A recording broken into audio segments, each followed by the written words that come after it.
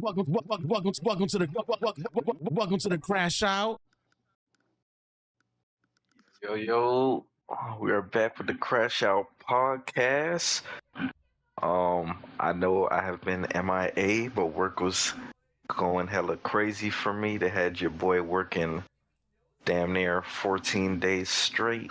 You abandoned us. Graveyard shift. My eyes hurt. But hey man, the paycheck is gonna be fat. But you already know. We are back with the CrashOut podcast. If any of you guys could refresh me on the specific episode number, that would be nice. 65. Alright, we are back with episode 55, y'all. But you already know I go by the name of Nano_Blaster. Mr. Sammy, let them know. How's it going, y'all?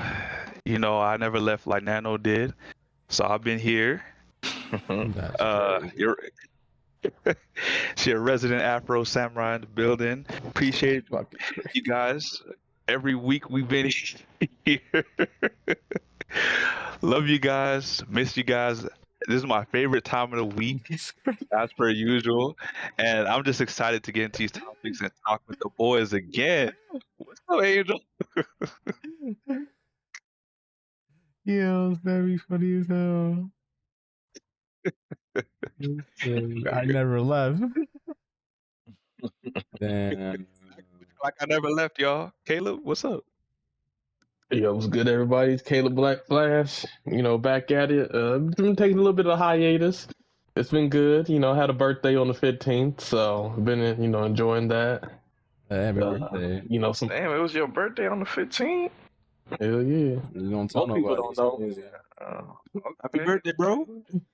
Hold on, Hey bro. man, hey, If you don't mind putting it out there. I was born in 1995, You old bitch. so Okay. you know, if people want to do the math, they can do the math. But you know, I'm a 90s baby. Yeah, You know, you're 95, you're my brother's age. I know exactly how old you are since I am a 95 as well. Exactly, me too. Birthday, Mr. I started us off this year with the Hey, 95. appreciate it. Damn. If that's the case. Damn. That means you hit the big number, didn't you? Yeah. Yeah. Oh, shit. His back's going to stop.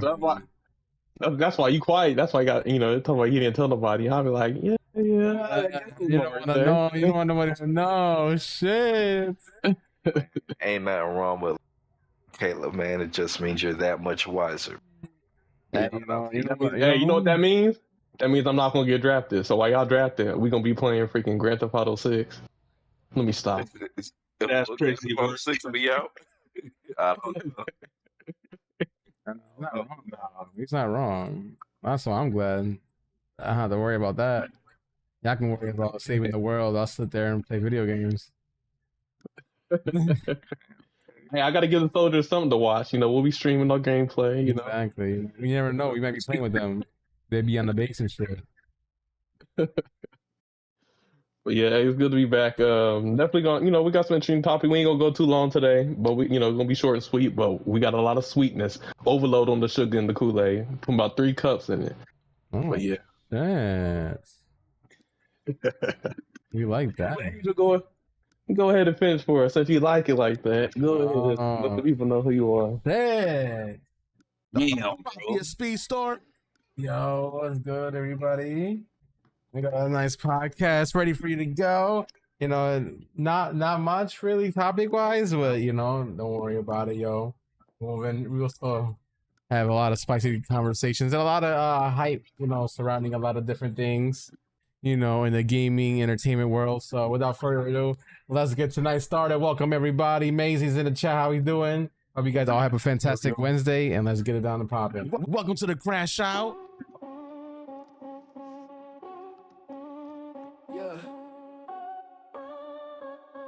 Yeah. Welcome to the crash out. Put your seatbelt on me cause we about to lash out. If you hating on the crew, you getting thrashed out. Man, we going so fast, we about to pass out. Pockets for the gamers, man, it's time to ride out. Welcome to the crash out. Put your seatbelt on me cause we about to lash out.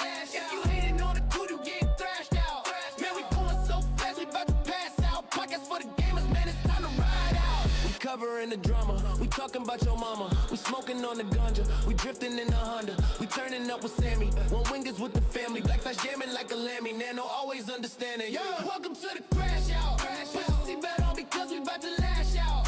If you hating on the crew, you getting thrashed out. Man, we going so fast, we about to pass out. Pockets for the gamers, man, it's time to ride out. Welcome to the crash out. Put your seatbelt on because we about to lash out. If you hating on the crew, you getting thrashed out.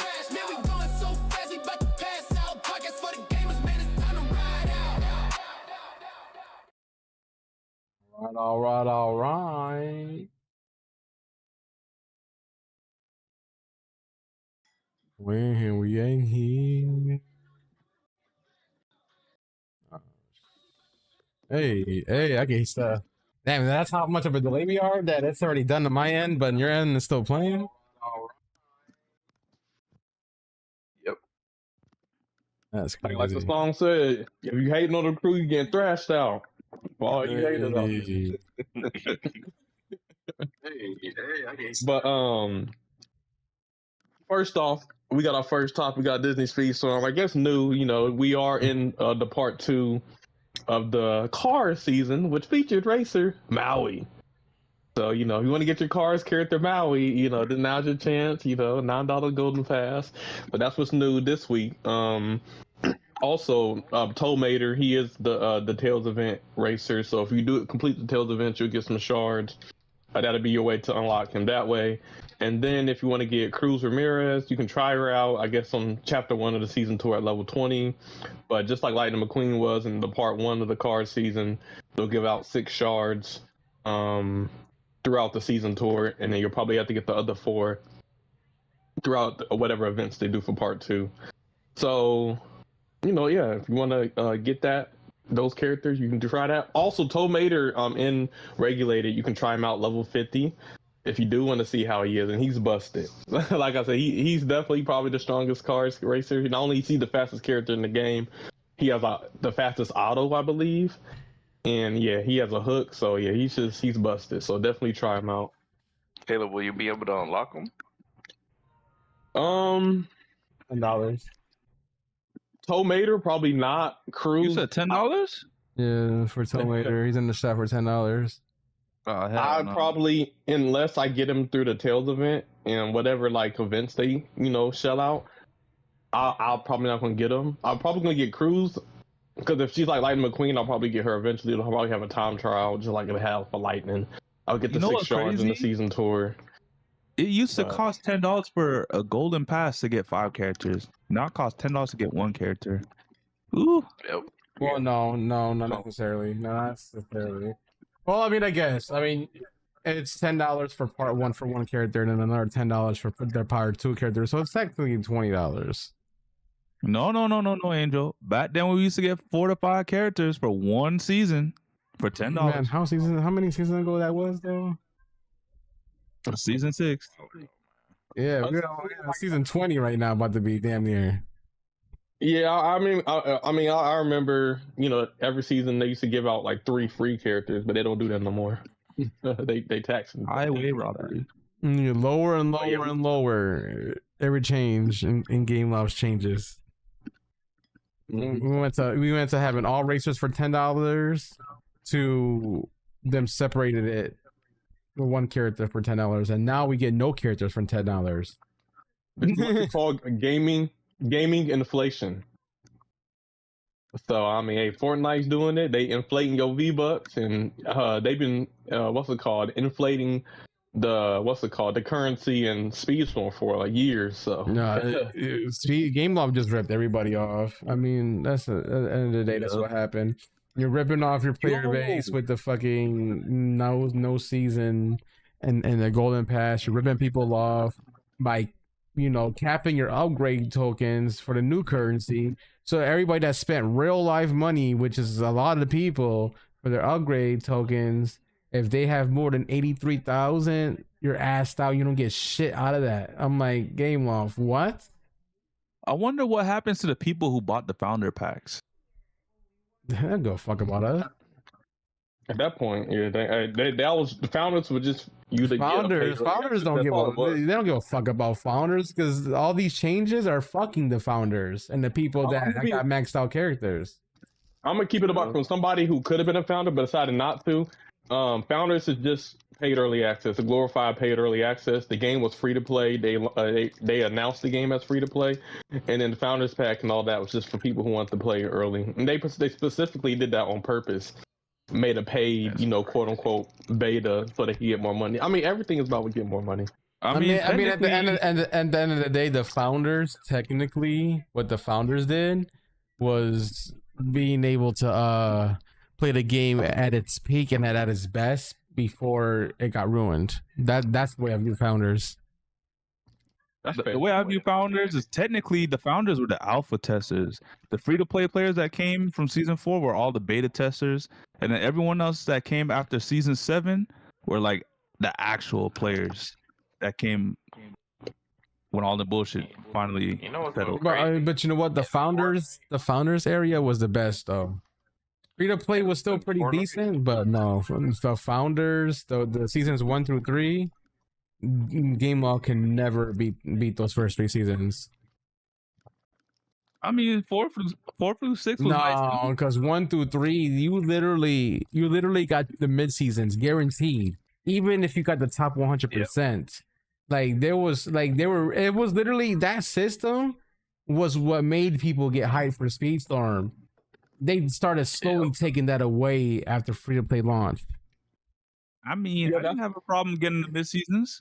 Basically, y'all got the experience of what a full game would be like, because I guess a lot of people pay, 40, 50, 70, 80? I think the cheapest was like 30, if I'm not mistaken.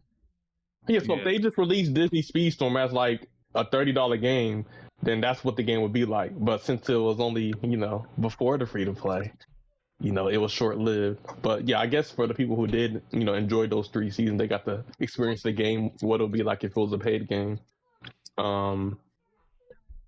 And then it went free to play. Which fucking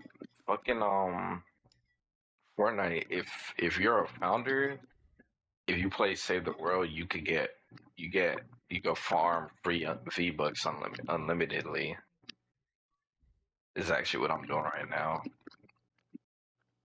Oh yeah.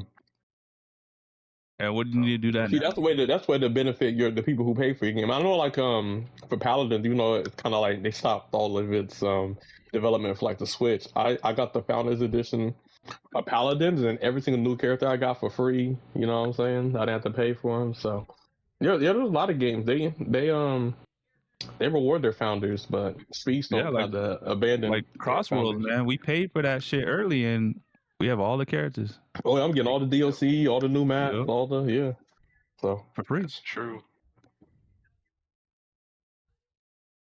Yeah, but that's all the new stuff. You know what I'm saying? And then I guess you miss, for mid-season characters, you got hoppers, and then you got Go Tamago, and looks like they're Dash clones. They can't jump. I missed that. Which I don't mind Dash variants, because I mean we have so many variants of Speedstorm racers that have slowdown. So if they're gonna like do variants of a fun mechanic like getting out of your car and running fast, I think that's good. I just think that the issues that they had with Dash they could have fixed in some of the new characters that also run, like jumping that people have been asking for. But the fact that they haven't decided to give any of the new characters jumping mechanics that run kind of sucks. Yeah, I feel that. But yeah, we that's all the I guess the new Speedstorm news. I guess they have a Q&A. I guess we could go over the Q&A potentially, or maybe not. Do we want them to gaslight us? I mean, we could go straight to divisions, but I don't know if y'all want to get gaslit for a little bit. I mean, did they have anything interesting? I didn't look at the Q&A, so I don't know if there's anything noteworthy in there. It's the Disney Speedstorm new racer progression FAQ. Do we want to go over that? Yeah, we can talk about it. You're talking about what they just released today? A lot of it's already what they said, truthfully, when they first announced it. guess we can just go over it officially with you guys.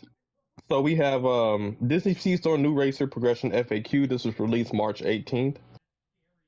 It says, "Hey, Speed Stars, Rick, welcome or thank you for the feedback you shared on the recent announcement and the new racer progression. Please check the answers to some of your frequent questions on the upcoming update. So, first question: what is a star fragment? How do I get them? What does upgrading racers look like now? To upgrade a racer, you need 2 currencies, racer shards, and a new currency, coins called Tune coins. A star fragment is not a new currency; it's rather part of a star, which is automatically applied to a racer when they are upgraded. You can think of Star Fragment as 2 levels of progression in the current system.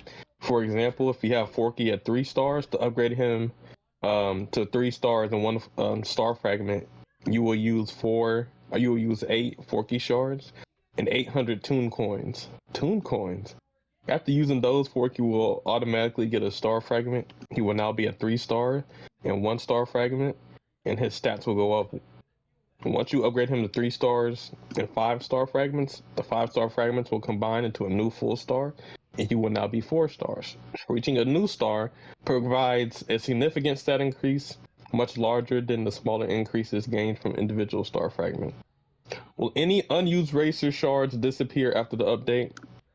No, racer shards you have will not disappear. You will either use them now with upgrade coins, or you'll be able to use them with the new Tune coins once the update launches. Racer shards are not being replaced, and you will need the same type of racer shard to continue upgrading your racers. Will there be a reset to the MPL rewards so I can earn more racer shards? No, we are not planning on resetting the MPL rewards during the update, which MPL is, it used to be MPR, but now it's in multiplayer leagues. Where do I get Tune coins, the new currency to upgrade racers? Tune coins will be available at rewards and special events, passes, shop offers, and other in-game activities. Will I be able to use my previously received racer shards that were converted into season coins? No, these racer shards were converted into season coins since the racer got to level 50, which was max at the time. Now you'll be able to upgrade your racers further, and you'll need them to earn new racer shards. Will I be able to get racer shards needed to go from 5 to 6 stars from the Universal Box? These additional racer shards won't be available in the Universal Box. We are currently evaluating the next steps for the Universal Box, and we'll share more details in the future. Yeah, they're getting ready to get rid of that. Womp, womp, womp. We're evaluating. Is the racer still unlocked once you get 10 of their racer shards? Yes, racers will still be unlocked once you acquire 10 of their racer shards. You can use those 10 shards and Tune coins to promote the newly unlocked racer to 0 to 2 star fragments. Are any changes coming to the racer boost with this update? No changes are planned for either the racer boost or supercharged racer boost events in the update. Will racers with 6 stars be added to private chat and local free play modes? Yes, you'll be able to play 6-star racers in private lobbies and local free play. 6-star racers can be used in all game modes. So that means divisions, that means, free play private lobbies. You can use Supercharge now. Still no team mode though. When upgrading racers to 6 stars, do they get a new 5th slot for an additional crew member? No. Currently, we're not planning on adding the 5th crew member slot. Getting a racer to 6 stars will already make their stats grow significantly. How will max out features in the Diamond Pass work starting with Season 19? Now that the Diamond Pass will allow you to max out a racer all the way to 6 stars, the same applies to max out offers that occasionally appear in the shop. They will instantly upgrade a racer to 6 stars. Okay, so instead of it just, maxing out to 50, if you get a max out offer within the new Golden Passes going forward or Diamond Passes going forward, you get a supercharged racer. So that's interesting. What happens to Supercharge? Supercharge feature is here to stay. You will be able to supercharge your racers the moment they get to 5 stars, and it is not necessary to obtain 6 stars to supercharge a racer. Plan on releasing superchargers for racers who don't have them yet. Will there be balancing changes going forward? Yes, we still have racer balancing updates. We hope this makes things more clear. We're looking forward to you trying out the new racer progression system launching on April 9th with Season 19. All right, so that is their Q&A. That's a lot of that was a lot of shit. What do you think with the load? Fuck you, Game Loft. That's what I think about it. 6-star. Nobody asked for 6 stars for one. For two, they're getting rid of upgrade coins because they know so many people got hundreds of thousands of upgrade coins just sitting in there waiting to upgrade. So they figure out a way for one, charge more for the racers that already been out. Two, you're eliminating the resources that people had stacked up, so they could have just ranked those racers up to 6 stars. So now everybody restarts fresh, but it's more money, and yeah. And then you make it to the point where now people say, "Oh, we're not buying this diamond pass because you don't have the new racers in them." To now, hey, if you want 6-star racers, you can buy the diamond pass. So again, everything revolves around money. This is why you have to be careful with spending a bunch of money and wailing out on currency, because you never know if they're going to get rid of that currency. Like Angel said, they're only going to compensate you for 80,000. So if you spend 800,000, 900,000.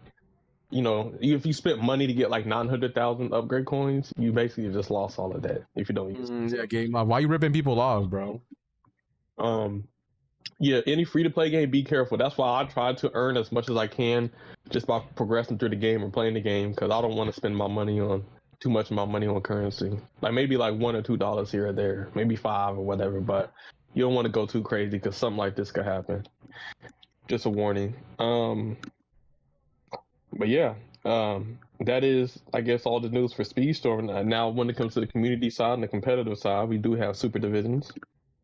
We did have some weekly matches, so we can go over that. So this was let me see. Hold on. So before we do that, I mean, I guess this is technically getting into the competitive side, but I want to ask you guys. How do you guys think this 6-star stuff will affect the competitive side of the division? It'll just make certain characters more prominent or OP. Maybe it'll make some characters viable. But like, for an example, all superchargers aren't equal. Some supercharged characters are bad. Like their abilities, it don't really boost them that much. But I guess like stat wise, you have some characters. It'll make the game faster, because if 6 stars does increase all of the stats, then it'll be even faster than it already is. Forget abilities that you like wanted. Yeah, I'm cool with it. I think this is a good thing. Like I said, I think it will be better if they add a team mode. But I think having the ability to have supercharge, and I guess like forget the abilities, the stat wise, level 6 or a 6-star racer just has better stats than a 5-star racer. So if divisions ends up moving to 6-star, then it'd be even quicker, which I think is good. Yeah, but I still feel like they have to be careful with it, because I do not think a lot of the maps, or at least the older maps, were designed for the characters to be going this fast. But that's just me. Maybe handling. Hey, you get that extra handling, maybe that handling stat will probably matter if you're going so fast.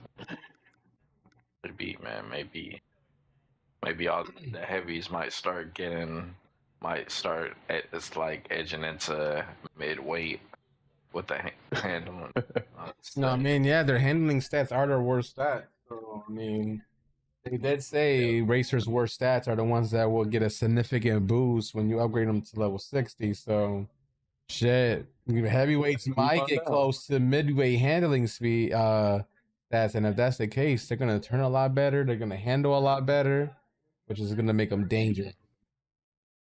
I think in order to keep things spicy, I mean, we've been doing the same meta for division for a while with the super fast or 5-star. So I think this new supercharged 6-star, I think will shake things up, make it feel different. It has. I mean, this technically wouldn't this also mean that a lot of the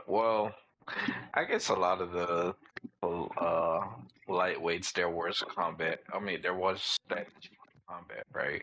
Combat or top speed. Combat or speed, yeah. Hey, if this resets the cause remember back in the day, like a lot of lightweights like Jesse used to be fast with the crew, and then they changed how the crew stats work, and then a lot of the lightweights end up being slow. So if this is a way to kind of make the lightweights faster, I think it'd be good. Make them more viable. It could be, man. Could be, but we know Could be in theory. they did it.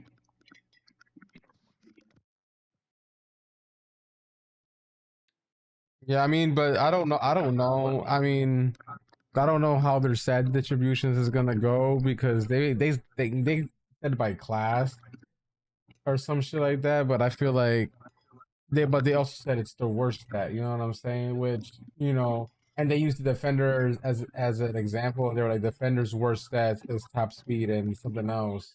So that means their top speed will get significantly boosted up. But there's a lot of racers that are not defenders where their top speed stat is the worst. Exactly. It's not really by. So I don't know what the fuck philosophy they're doing. By weight. Are defenders going to get even buffer, even stronger than they already are? Find out on the next episode of Dragon Ball Z. Damn, defenders were already kind of dominating, so if they get that extra speed, that's going to be crazy. Yeah, I don't know how they're doing these stats, but I have a feeling it's going to be fucked up. Well, I think the issue is they never post actual numbers, even with balance changes. So that leaves us speculating. We really don't know yet, but I mean, how will we ever know? Because they never put numbers.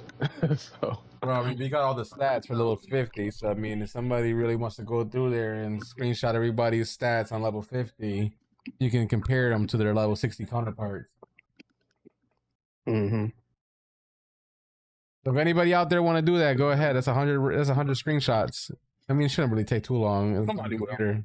When is just building off the data that's already there? To be going live next season.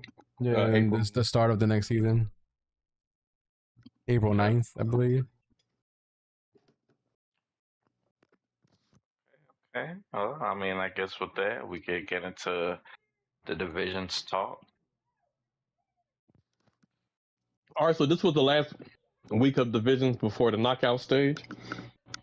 So let's see how the teams ended up, finishing the regular season to see how their bracket will end up looking like. But first match of the week, we had the Dons and Speedstorm for week 6 versus the Lowland Thunder. Spicy match. You know what I'm saying? I think people thought it was going to be close, but the Dons ended up extending just a little bit, 208 to 152, about, almost 40-50.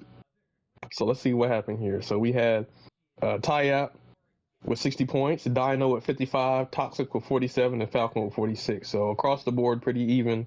Tyap definitely carried a little bit, did his thing with 60 points. So that was the Don score. And then we have the Lowland Thunder. We had Nalissi leading his team with 45, Cedric 37, Sandalbox 36, and Goblin King 34. So what this looks like is there was nobody on the Lowland Thunder that underperformed. It was just as a team, the Dons just did better. That's why they have more points across the board. So it be like that sometimes, man. What y'all think? This looks like the Dons were donning, man. Yeah, Lowland did what they did their best, but yeah, it's just the Dons definitely just secured more of the top spots. I mean, got the match history. Kind of just let me see. Yeah. I wasn't able to watch any of the matches since I was working, but I mean, it sounds like the Dons came back, and yeah,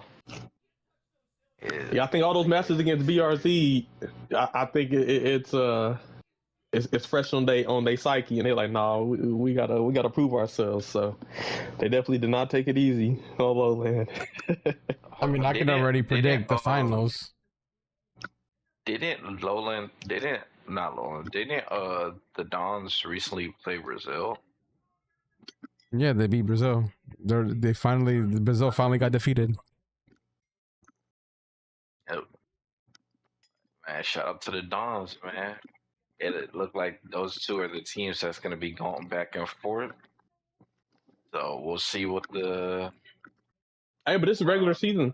Because Lowland, let's say in the playoffs, you know what I'm saying, wild card, you know what I'm saying, teams get kicked out the playoffs that you never expect. So, they can lock in, get it together, strategize, You know what I'm saying? And potentially knock out a favorite. So, don't sleep on the lowlander.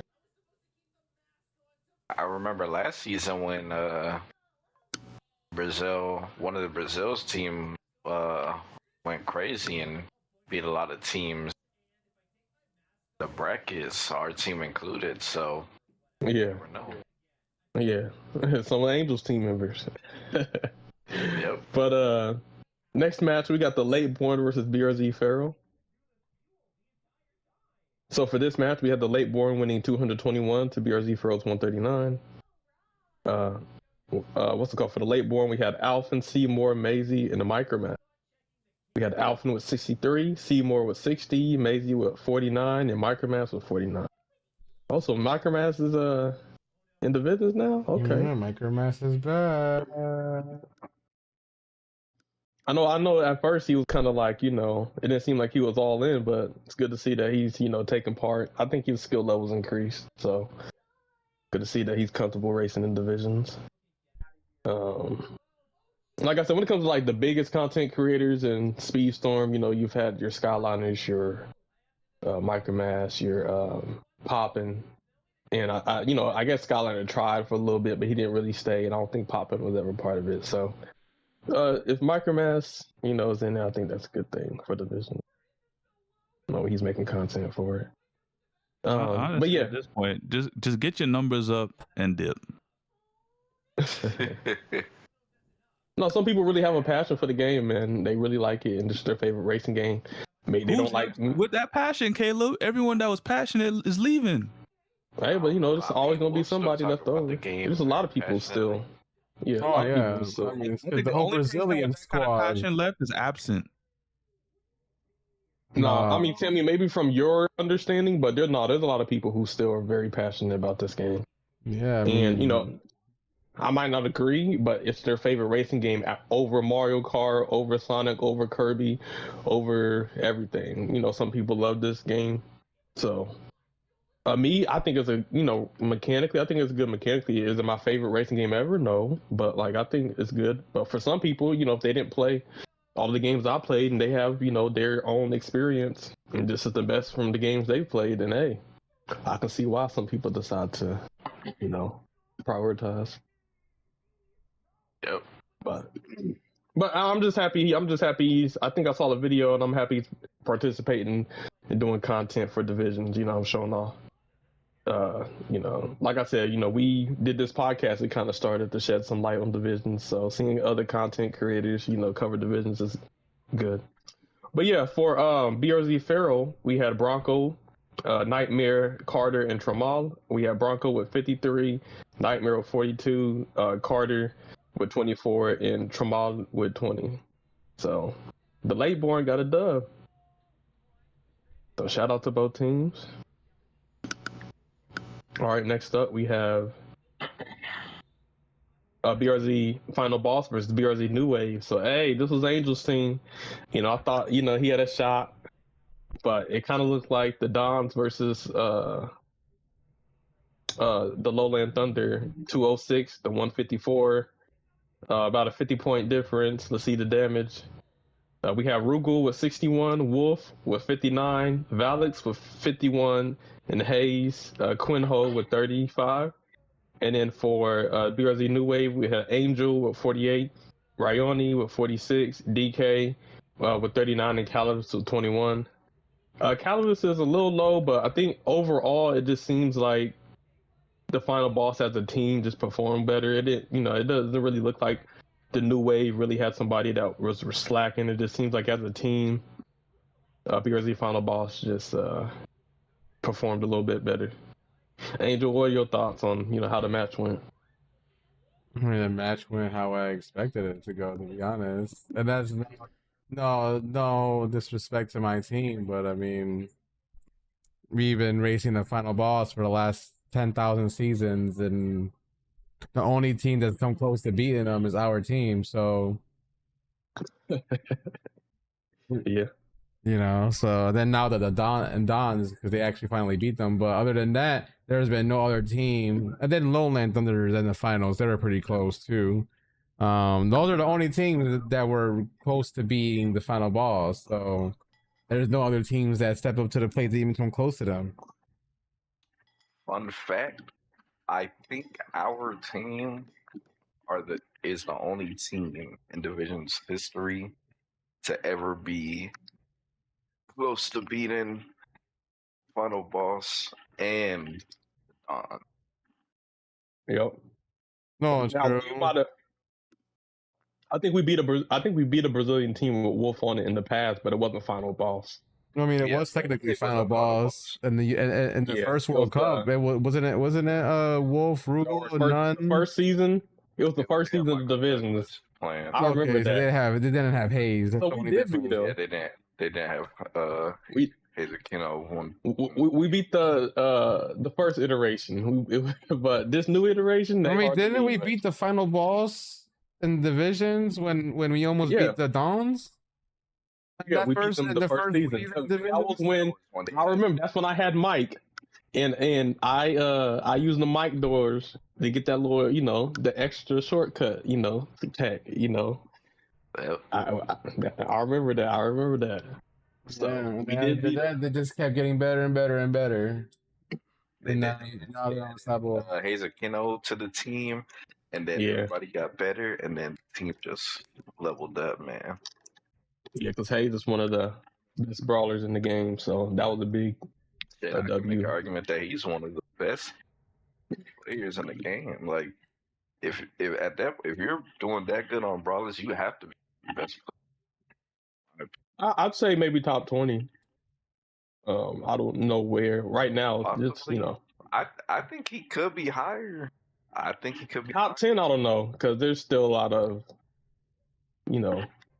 prominent players that are still prominent, but I think he up there. He definitely shown he's top 20 material.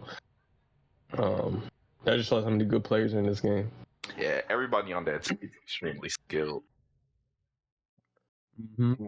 I would have loved to see what the team that I wanted to come to divisions this season with would have done against final boss.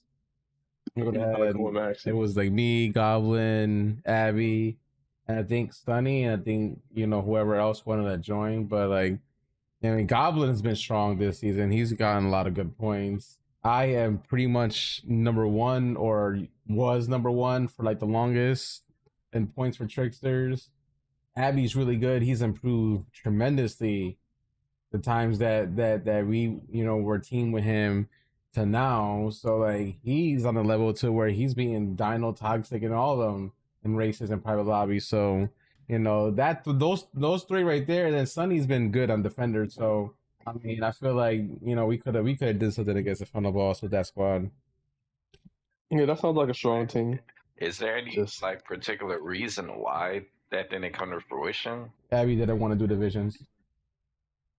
That was literally the only reason why we didn't do it. I mean, end of the day, it is an investment, especially when, like I said, we take it to chill, but, when we added new people on the team, they want to practice every day and shit. That's the time investment that sometimes people don't have. Yeah, that's another thing about divisions, man. And that's another reason why I didn't want. It's hard, at least for me, to be on a completely another team or accept like any more like rookies or lesser experienced players, because the time investment that you need to get them up to like par in terms of knowledge and where to use certain characters and practice and stuff, that shit took a long time, bro. Yep. Like, bring me back to the first World Cup. I will say next year. I mean, next year. Holy shit! I'm talking about next year. Next season, me and Abby will be on the team together. So I don't know who else is gonna jump on, but me and Abby come as a package deal. So if any teams wanting to recruit Abby, they're gonna have to recruit me too. So, and then there's no ifs or buts about that. Like even Abby said, it's a package deal. So you want Abby, you want me, and then vice versa. If you want me, you gotta have Abby too. Hey, listen, man, you and Absent gotta keep the stream snipers spirits the remnants going, man. I'm telling you, it's been different. You know, this season. You know, this is the first season of not being in the stream sniper, so it's definitely it is a different different vibe. Mm-hmm. Man, we'll always be honorary members. You know what I'm saying? Yeah, maybe we could get a comeback. Who said that?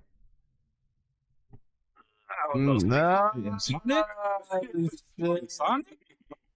Maybe we'll have like an open roster month, and then I'll say, all right, since it's open roster, I'll do it one last time. I mean, I'll do it in Sonic. Bro. I gotta be. Yeah, Sam. Yeah, I know you're not returning. That's all right.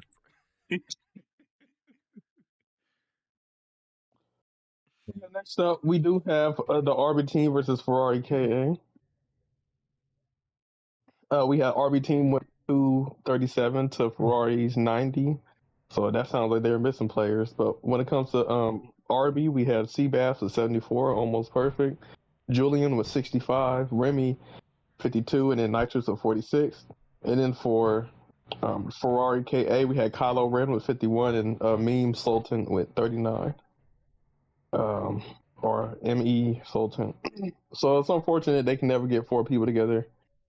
But yeah, just That's very RB unfortunate. team did their thing. All right, so next up we have Once Upon and the Burnout Bandit. BRZ Once Upon a Time versus Burnout Bandits. Yep. BRZ Once Upon a Time won 188, and then the Burnout Bandits 172. This was actually a close match, but Once Upon a Time got it done. We had FX the GOAT with 63, BRZ at VR with 35, Mr. Mime with 33, Leon with 29, and Ketchum with 28. And then for the Burnout Bandits, we had Lionheart with 50, Gohan-san with 44, Symbiote with 37, a Suburban Goblin with 19, Goozy with 15, and the Gustpool 10 with 7. So look, they got their whole team involved. They were swapping in and out, but overall, BRZ, you know, they got the sauce, and they were able to edge it out just by a little bit. So shout out to both teams. And then next up, we got Cartostrophe versus Ruthless Assassinos. And then we had Ruthless winning 194 to Cartostrophe's 166.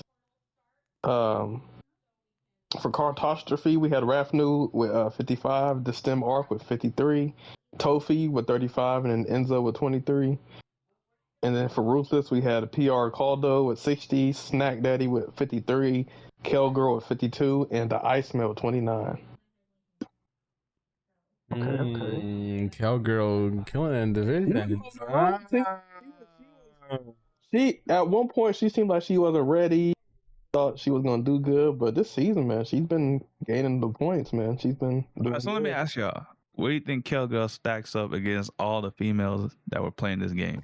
Oh god, why you always gotta start?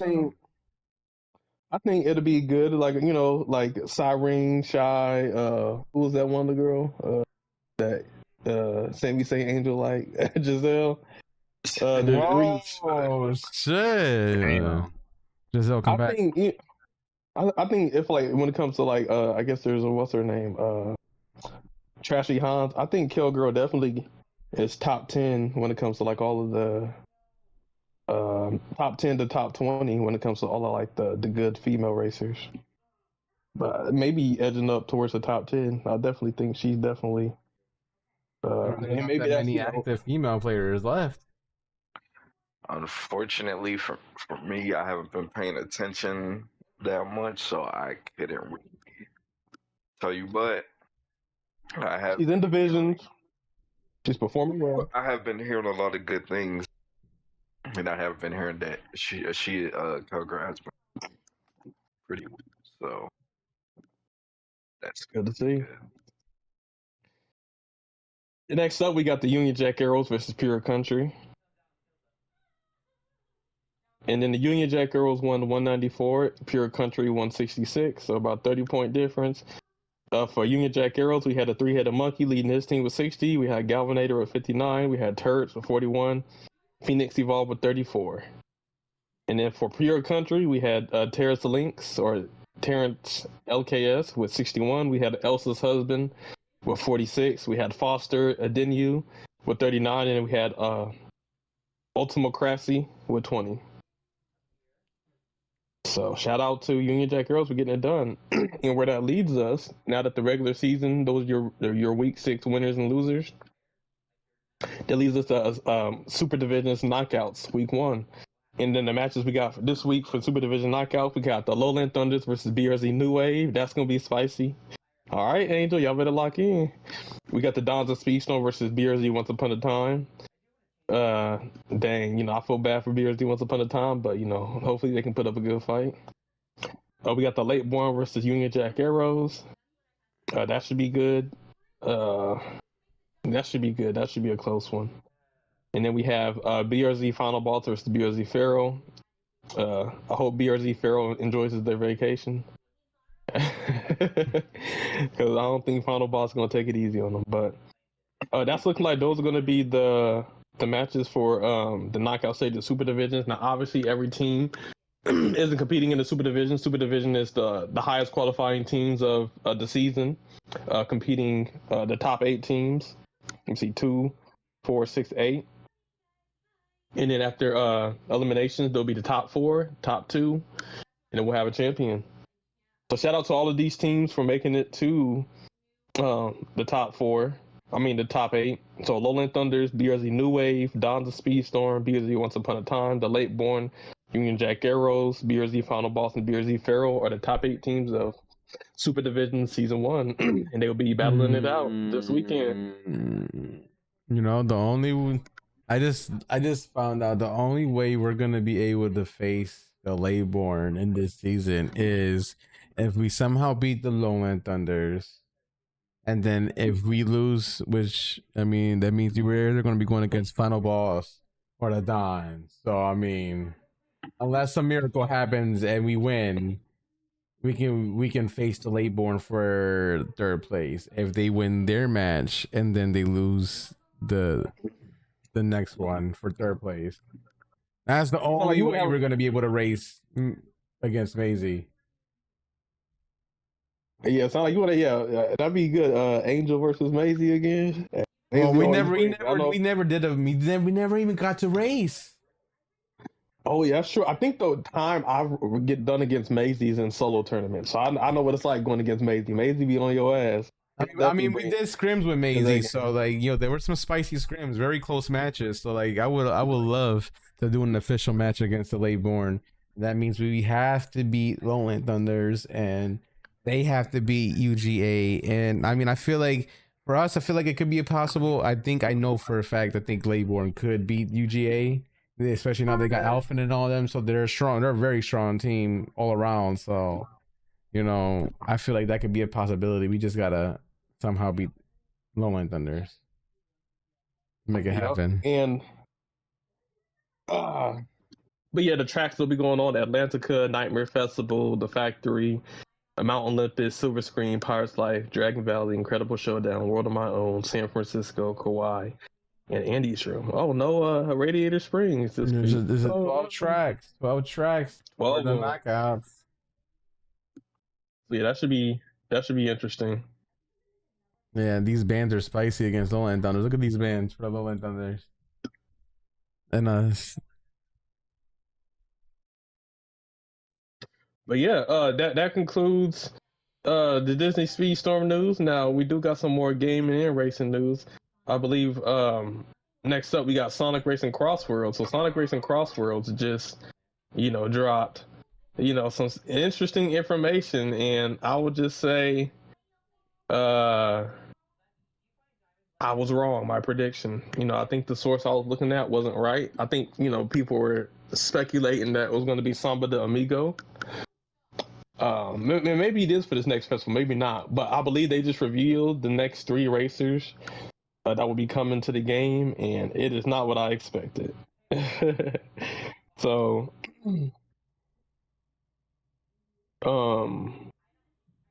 me see if I can pull up the video of their. Yeah, here we go. Hold on. Posting here. Give that Angel so he can post it on screen. We can watch it together.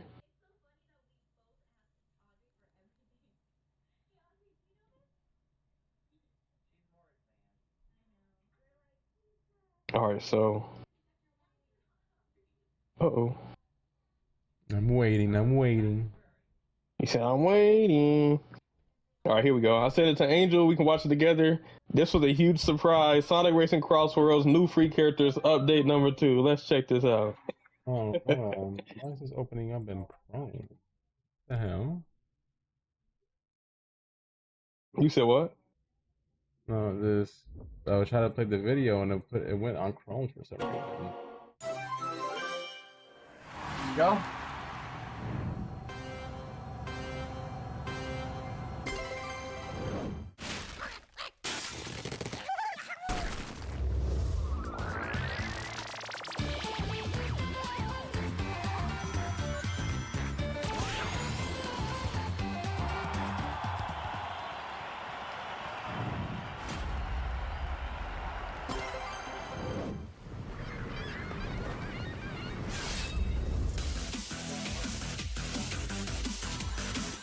Angry Bird, what a surprise. I mean, we just had a Pokemon reveal, grass type, that looks like an Angry Bird, and Sonic CrossWorlds was like, hey, we about to drop our own Angry Bird. Angry Bird and CrossWorlds is crazy. Then we got another Yakuza, we got the Pirate King himself. Slop Lucy. Goro Majima. Yeah, you can tell someone's a big Yakuza fan. They trying to get all the Yakuza. They trying to sneak all the Yakuza plays in here. This one was Arale. I was actually surprised with her.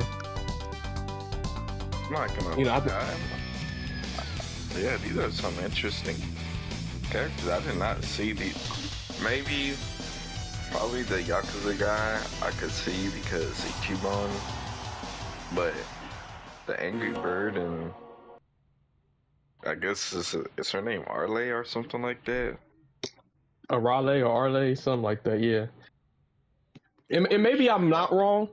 I don't even know what game she's from, to be honest with you. That's why I'm just like, yo, they trying to introduce people to new characters. And let me see, R.A.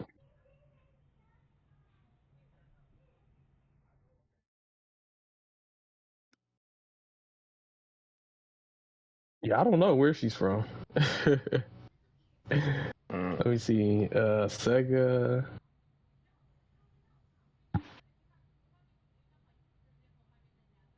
But yeah, from those characters lead, that's from April to May, to look forward to.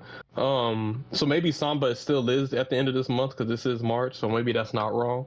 But it's just after Samba de Amigo, if he is the character for the end of this month. Those will be the characters coming. Angry Bird. Okay. So yeah, that's the big surprise. WL, what y'all think? What character did y'all want or think were going to be? I definitely think they're making a difference because W. Yeah, you know, a lot of people thought it was gonna be Crazy Taxi, BD Joe, Billy Hatcher, and you know, maybe they're like, yo, you know, this is not Sonic Transformed, and you know, even though we had those characters in Sonic Transformed, you know, we're trying to showcase some other characters in this one. So I mean, they can still add those other characters. That's the beauty of it. yeah. I think it's fire, man. I like it. Yeah, I think it's a W collab overall, though. I think it's a W collab overall. Now, with that, there's also another video from Sonic Racing CrossWorlds. It is the Mega Man Pack teaser trailer. So we can check that out real quick. I sent the video already.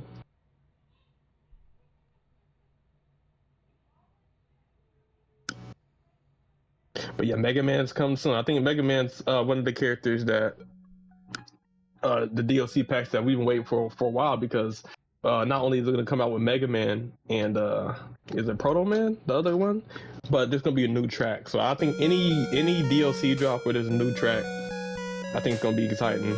New car, new track. Mega Man DLC pack, March 25th.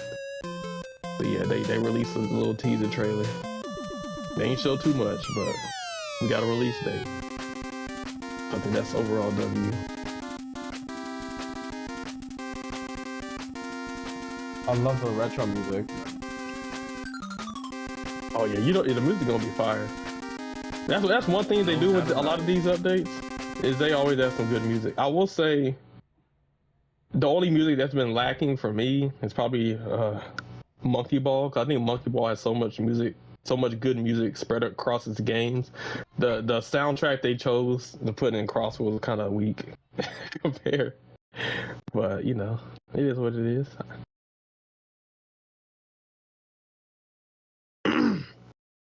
But yeah, that is your Sonic Racing CrossWorlds news. I know they had a Legend competition round 3. I didn't really participate.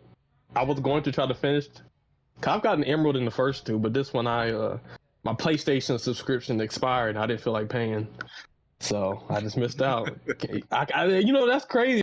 The thing that sucks about PlayStation, why a lot of people they didn't feel like paying. Damn. Nah, because obviously you can do you remember it used to be like Xbox Gold or PlayStation, $60 for a year. Then they try to up the price. Now it's like $90. And so if you don't have, the $90 right there, you can pay $9 a month. So sometimes paying $9 for 1 month is easier than just shelling out $90, for a year. Now I guess If I could choose, I usually tend to go with the annual because it's usually cheaper in the long run. But that's just in the long run. But like if you just ain't got $90, like if your shit expire and you just ain't got it, hey, it's what it is. hey, man. But that's the downside of the console gaming. The fact that if you don't pay your Xbox Gold or PlayStation Live, that you're literally locked out of online access unless you have a free-to-play game.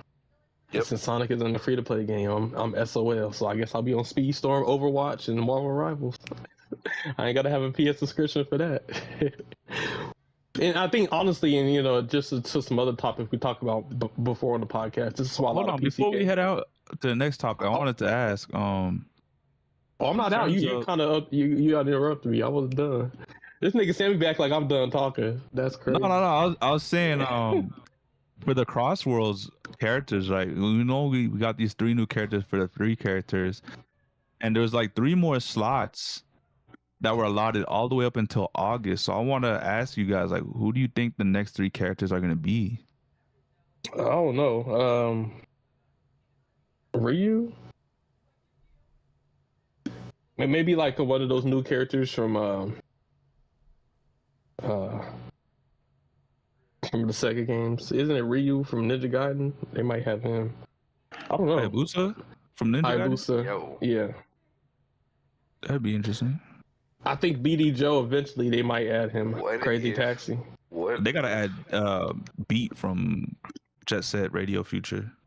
if they add another Capcom character? Do y'all think that there's a chance that they'll add a Resident Evil character? Oh, It's possible, but I don't. Maybe Leon. But I feel like it just seems. Fire. It seems like they got a bias. What about Ryu though from Street Fighter? No, they're gonna add Kiryu from Yakuza. Watch, there's gonna be 3 Yakuza characters. It seems like they just. Honestly, I honestly would agree. There might be another Yakuza character at this rate. Possible. But yeah, this is why a lot of people, most PC players were upset that they had to make like a PlayStation's account in order to play some of the PC ports, because essentially you'd have to pay a subscription in order to use the online access. So that's one of the reasons why a lot of PC players are opposed to having to create a Microsoft or Sony account in order to play certain games that are ported to PC. But yeah, that is pretty much overall. Yeah, that is the Sonic Racing CrossWorlds news. Yeah, I guess with that being said, I guess in the keep it the gaming realm, there's been a big discussion with the AI with NVIDIA coming out with what's it called? As you see on the thumbnail, the DLSS 5. Yep. And if you don't know what that is, I guess Angel or Sammy, I guess y'all can explain what the DLSS 5 is. Well, essentially, it's just more. It's more so for like productivity in terms of like when you're designing a game. I know Angel can go into more depth with this, but the way I understand it, it's supposed to help with like the nanites that are on the screen that are shown, and also it could help with in terms of like your computing processor, like instead of stressing it so much, it's supposed to help minimize the stress that it's going to take.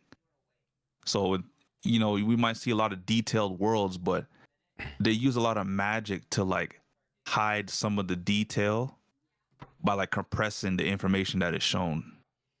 So here, essentially, what DLSS is into deep learning super sampling is basically anti-aliasing. It's a rendering technology. So basically, how it works is basically like, say for example, I play in 4K, right? But I use DLSS while still playing in 4K. So what it does is it downscales my 4K game to 1080p, and then AI upscales it back to 4K with minimal hits to the image. So my image will still look like it's in 4K and almost identically to a native 4K, but without the performance hit of actually playing a game in native 4K. So you'll be able to get more frames out of it because you're not, you know, rendering the game natively in 4K. And they use AI to upscale it to make it look like it's still a 4K image. Or if you're doing it from 1080p down, I think from 1080p it goes to 720p or whatever the case may be. Or some a lot of the lines, like depending on what DLSS performance mode you get, like there's like quality, there's balanced, and then there's performance and ultra performance. So wherever one you select, it'll do it by the resolution. I think for me, quality would be 1440p and then upscale to 4K. Then balance is 1080p to 4K, and then performance is 720p to 4K, and then ultra performance, I think it's like 480 or some shit like that. All right. Yep. I was gonna say Angel, just to bounce off of the description you gave us, they did give us a visual example. So I posted multiple 25-second videos, I believe. And it actually shows off the DLSS 5 and some different games like FIFA and Resident Evil. So let's check it out together and see what we think of the DLSS that the video is showing off. Now I will say this DLSS 5, this is like a whole different level of DLSS. Like DLSS was all it was just, you know, upscaling the resolution to make it look good while you're playing it. This is like completely changing fucking the way the game looks. This is like a whole different level of DLSS. The next level. It's making everything rich and detail, and even showing detail that wasn't even there existing before. Yo, what's good, Toxic? What up, Toxic? Toxic being toxic. All right, so this first one, let's see. This is all right, so yeah, this is Resident Evil Requiem. So this is like, you know, the in-game engine, and this is what DLSS 5 on. I was like, yo, they made it look super realistic.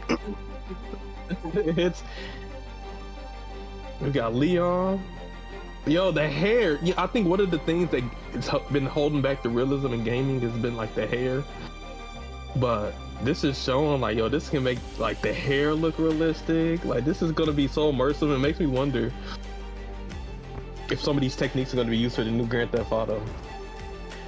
I just think the immersion in games going forward with like these new AI technologies that are going to be upscaling it into realism is going to definitely make it more immersive. I think what's called VR. I think this will really benefit VR.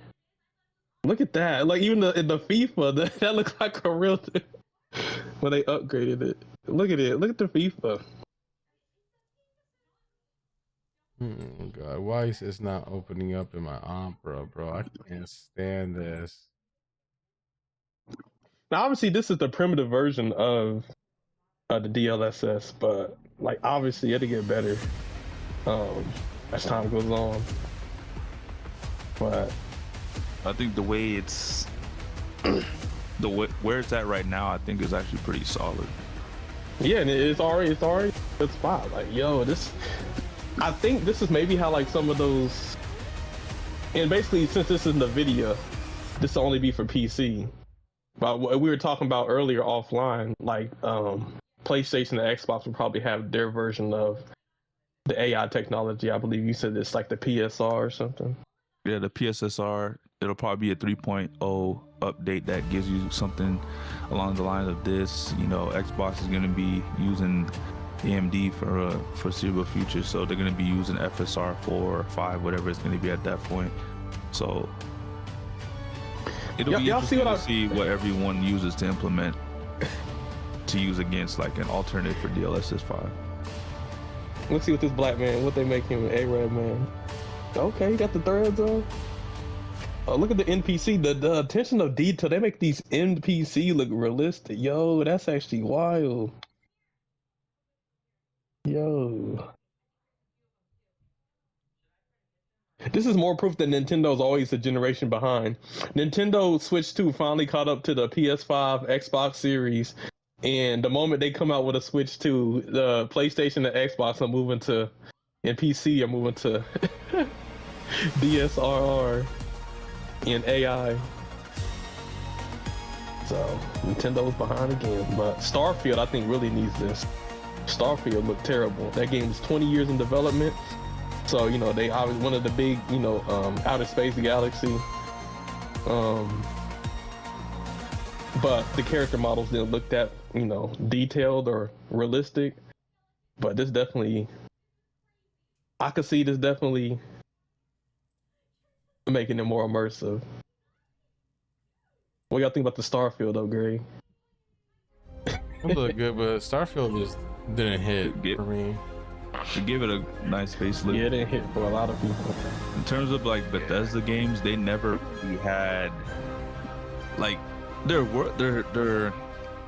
worlds always looked good for the time that they were built in, but like in terms of like character models, like Bethesda was never great with character models. I mean, they tried, but that was never their forte. Okay, Hogwarts Legacy, I see it. Even the thing about it doesn't just make the characters look more realistic. Everybody complain about the AI. It's making the environment look, the textures look more realistic too. I think that's the benefit to it, the lighting and whatnot. I think the Hogwarts showed that off pretty well. That was all the DLSS videos, yep.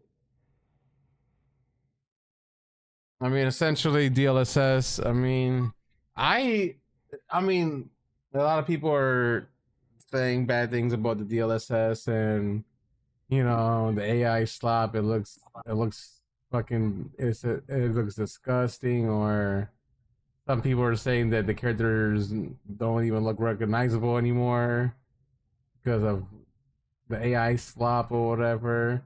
And I remember people was talking shit about DLSS when it first came out, talking about it was AI slop, it looked horrible, this and that, and now people are normalized with DLSS now. You know what I'm saying? Even though this is still DLSS, but now with the changes that they're doing with this DLSS 5, everybody's coming back to say, oh, AI slop. But then I bet you once DLSS 6 or whatever comes out, when they improve on this DLSS 5 shit, everybody's gonna just act like it's normal. I think the difference with this time compared to the beginning with DLSS being introduced is the fact that AI is so rampant now in our world, and like almost everything is revolved around AI to some degree, and a lot of people are on one side of the coin that hate AI, period. Like there's no talking them down about it. And anything AI slop. Yep. So to them, their voices are screaming even louder in terms of DLSS, because why? It utilizes AI, as opposed to everybody else who's on the other side of the coin that are just like, we appreciate the tools that are given to us to, increase on the spoils that we're getting. But like I said, the other side, they don't see it that way because they're already landed on one side of the coin. They're like, anything AI is bad. I mean, yeah, I think it's just happened so rapidly that some people take time to adjust and they haven't really had the time to adjust. Frame generation is another one. That's another thing that video created that people, didn't like because like they call it fake frames and shit like that. That's what multi-frame generation is. And sometimes the games will look very shadowy. It'll have like a ghosting effect to a degree and whatnot. And people like, oh, I can't play the games like this. The games don't look good. I mean, I remember when I played Borderlands 4 when it launched, and it had multi-frame generation, and that shit was terrible. Like I felt like I was playing a fucking PlayStation 1 game type shit with the way it was like performing or the way it looked. And people at my stream even noticed that. But apparently they've been getting really better with this multi-frame generation, and now that's not really a problem anymore. So I mean, again, good. People say they like frames. In the beginning, people keep they don't like it, and then they just grow accustomed to it because it gets better over time, and people accept it. So same with this, people are gonna talk shit about it, and then eventually it's gonna get better, and people are just gonna accept it. It happened for the first two times.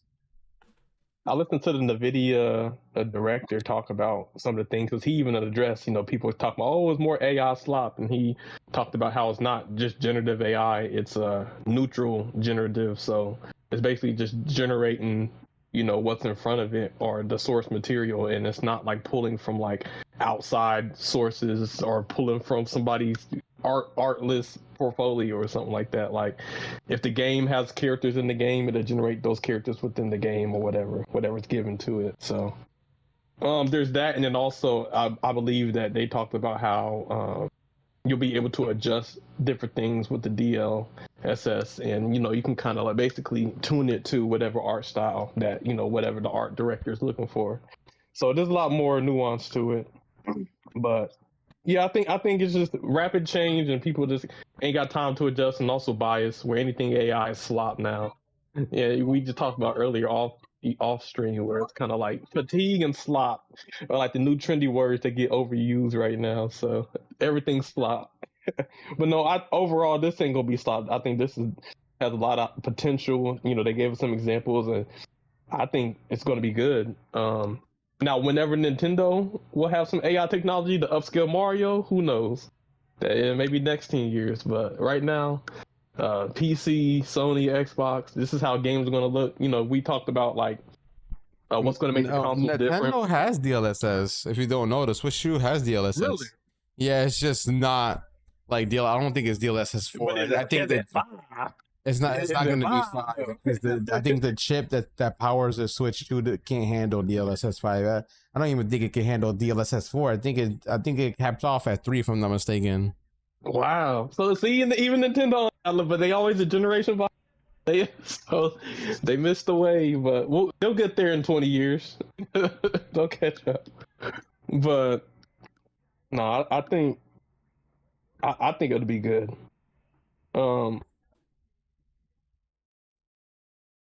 People say they care about graphics, so if this is a way to upscale the graphics without losing performance, I'm all for it.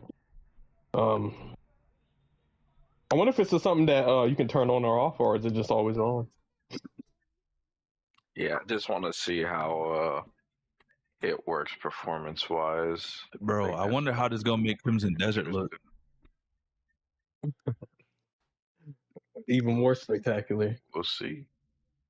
But we're going to get into that. But before we get into Crimson Desert, we do got some Marvel Rivals news. I know we sprinkle some Marvel Rivals news every now and then because they be cooking, and they definitely are cooking right now when it comes to the new support character they added for Season 7 coming out, and that is White Fox. Season 7.5 will be Black Cat. You know, that is Spider-Man's love interest, and potentially she might be a 7-foot tank. So Marvel Rivals love for big, thick women, you know what I'm saying, has to be studied.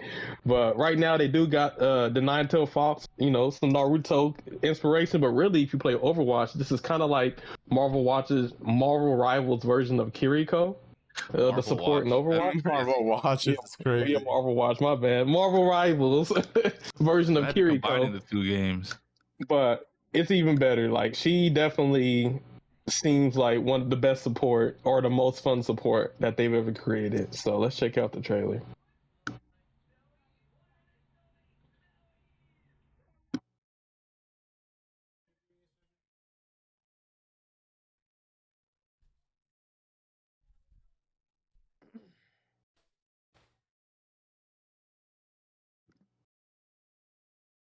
And I'll post it in the crash show.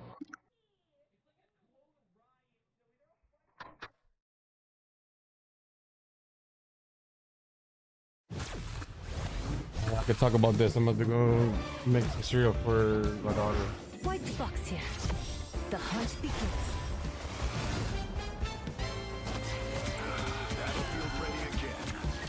Perfect synergy. All right, here you go. And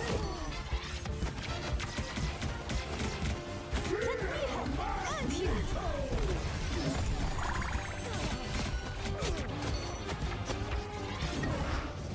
Ancestral power. And mine. The fox awakens. Come with me. I love that this game is pushing heavily on supports and tanks I'm ready. instead of the whole DPS route because, goddamn, game got way too DPS going. Took some time to get there. You know, people had to definitely voice their frustrations about there being too much DPS and not enough tank and support. But Marvel Rivals been listening. They've been cooking. She actually looks pretty dope. I'm not gonna Shout out to Clouded Rio. Yeah, he definitely was outspoken. You know, certain issues helping this game get better. Yo, she turned into Kurama. She's attacking the Leaf Village. So to summarize that, essentially, she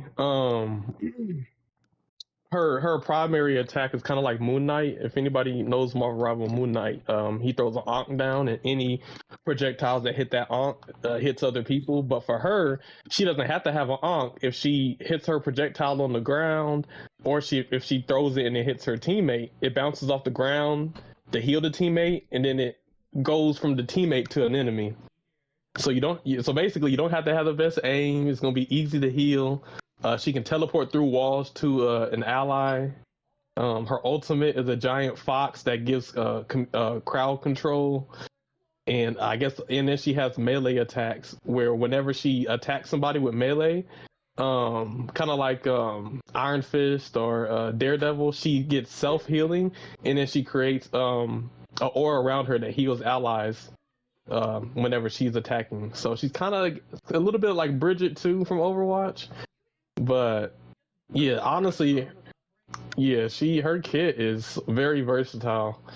So Moon Knight healing, kind of like Cloak and Dagger, then also has melee healing, and then can turn into like a giant Nine-Tailed Fox, and has can teleport, has crowd control. So definitely this Friday, you know, if you still play Marvel Rivals, all you Marvel Rivals heads, you know what I'm saying, give her a tryout. You know, take her to 18v18, you know what I'm saying, take her to the practice range, you know what I'm saying. You ain't even got to do rank. You know, there's so many different fun modes out there. You can, you know, try the character out. I'm definitely going to be trying her out and enjoying her. I think this definitely can be like a second support for me. I think my main support is Cloak and Dagger, but she definitely seems like a character I'm going to be using a lot.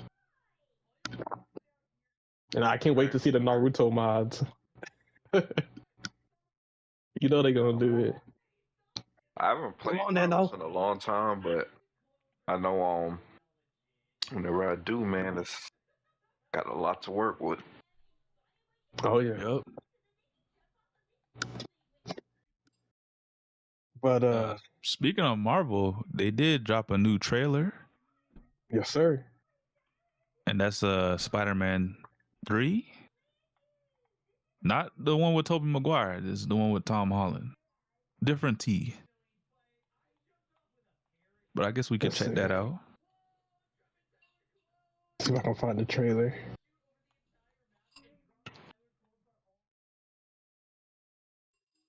So I guess this trailer does include spoilers to the last Spider-Man movie. So, you know. I mean, if you haven't spoilers. watched it yet, like, come on now. What are we doing? Yeah, just giving a warning out, you know. This will be covering spoilers coming in 3, 2, 1. But yeah, essentially, Spider-Man in the last movie erased everybody's mind that he existed. And so this new movie is kind of exploring Spider-Man, you know, seeing his friends like Mary Jane and Ned not even know who he is and stuff, and trying to reintroduce himself, you know, to his close ones and stuff. And so yeah, it looks interesting, but yeah, let's check it out, the trailer together and see what we think. I saw this earlier. I thought it looked good. It definitely, the things people loved about Tobey Maguire's Spider-Man, it definitely seems like they're trying to introduce some elements for Tom Holland's. And I like that. I like where they're going with this. You know, he's getting the power up for sure. You know, it's kind of like the weak Tom Holland Spider-Man we've seen in the past. It's completely reliant on Iron Man. This ain't that Spider-Man no more. He getting a level up. So, this new movie definitely looks like it's gonna be lit. This is gonna be Tom Holland Spider-Man at his best for sure. I can't. I knew it!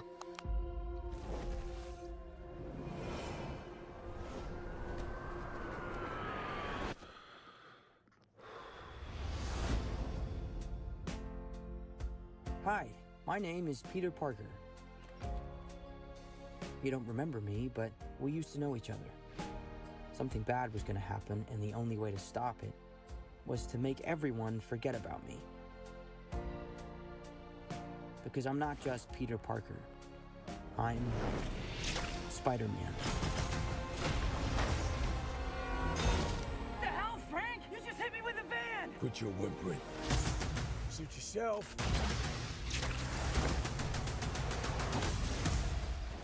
Mother.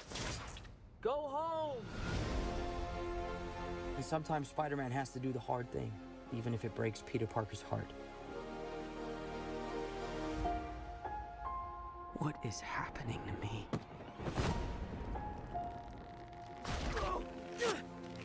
Oh, God.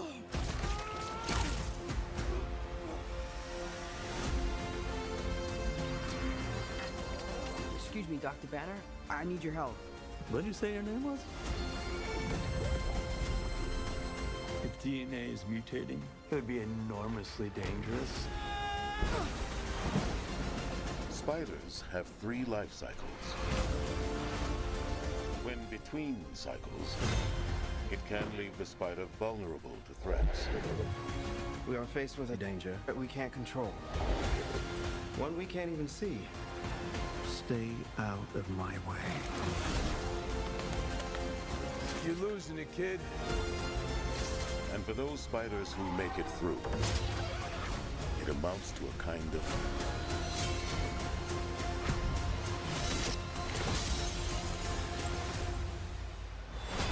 rebirth.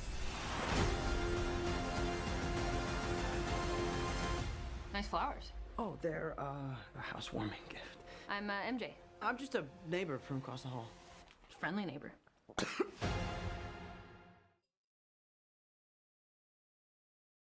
July 31st. Yep. Yo, so I guess we can give our thoughts. I'll go first. One thing I love about this trailer is the fact that they show that his Spider-Man is going to get natural webbing. He's got a mutation to where it's not just going to be where he has spider cartridges, where it's kind of like an invention that he creates, but it's part of his DNA, kind of like Tobey Maguire's Spider-Man. Yeah, that change alone I think is dope. Makes him feel more like Spider-Man to me. Yeah, what do y'all think about that change again, Lee? At that, he's not just going to have web cartridges, but he's actually going to have natural webbing now. I actually agree with you, Caleb. I'm not gonna lie, I actually forgot that he had the cartridge. Just reminded me. So I guess this will be more in line with at least what I envision Spider-Man. Yeah, because but wasn't Spider-Man in the comics the same way though with the machine web thing? Not all the Spider-Mans. Every Spider-Man was different. Some used web cartridges, and some had natural webbing. What about Into the Spider-Verse? You mean Miles Morales? Yeah, I'm not too sure. What he did. But hold on, even Into the Spider-Verse had like a whole bunch of different Spider-Man, Spider-Womans and stuff. Yeah. And some of them looked like they were more tech, like they used. Some used more tech. Some were more spiders themselves. Yeah. Yeah. I think it's the combination of having natural webbing and having web cartridges. I think is good. Because but the idea of just no natural webbing and relying on cartridges and then running out, that don't seem like Spider-Man.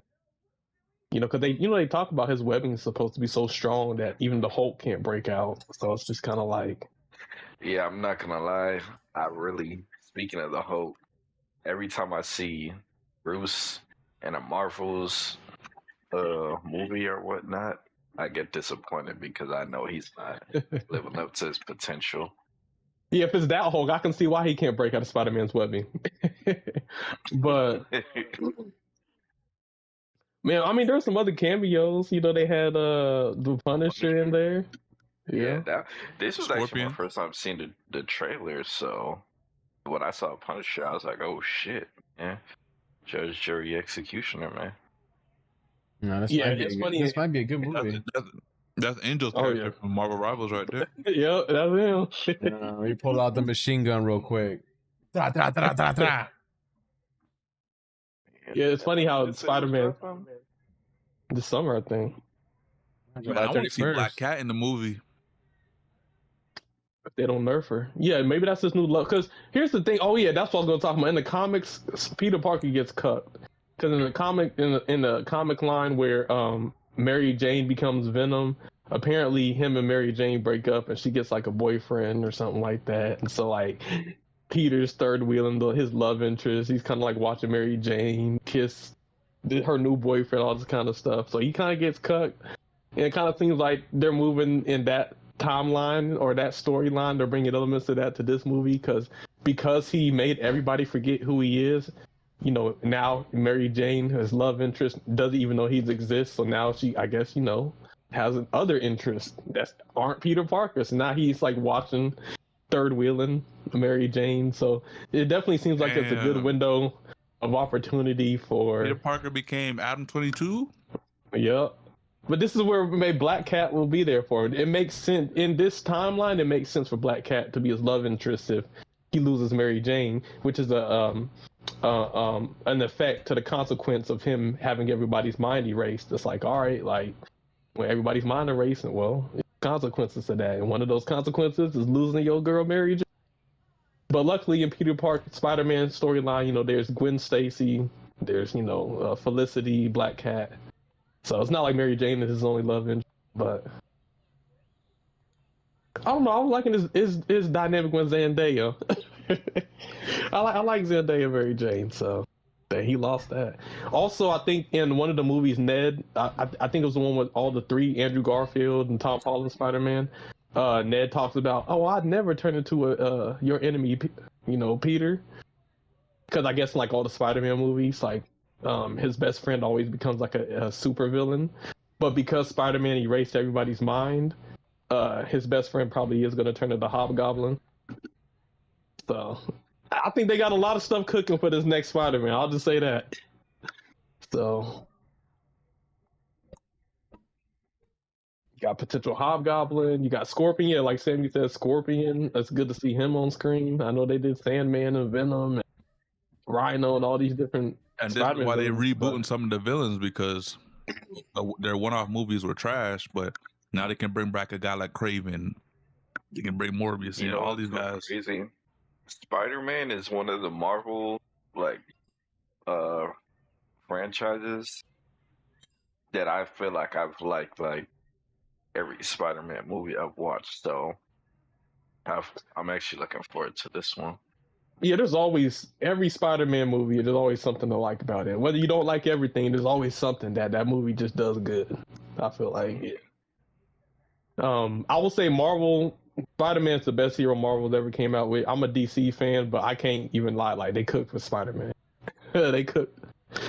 So yeah, I'm excited.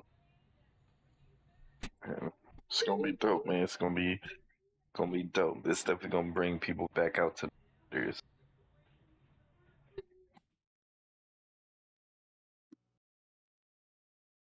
All right, so next up, now that trailer is done, Dune 3. We got Dune. It's the Dune Part 3. I actually did see this was the one with the Batista and what's the main actor's name? Chalamet. Damn. Who's dating a Jenner. Zendaya and both of them. Yep. Zendaya's eating. She's eating. You know, Man, they this say, is about to be the year of Zendaya because atop from these two movies that she's in, also Euphoria season 3 is coming out, where she's also the star character in. Yep. Yeah. Oh, who's the girl from Avatar who plays Neytiri in Guardians of the Galaxy? Zoe Saldana. Yeah, Zoe Saldana got competition because right now she's like the highest paid actress of all time because of her roles with Marvel and Avatar. But Zendaya catching up to you. Just wait on it.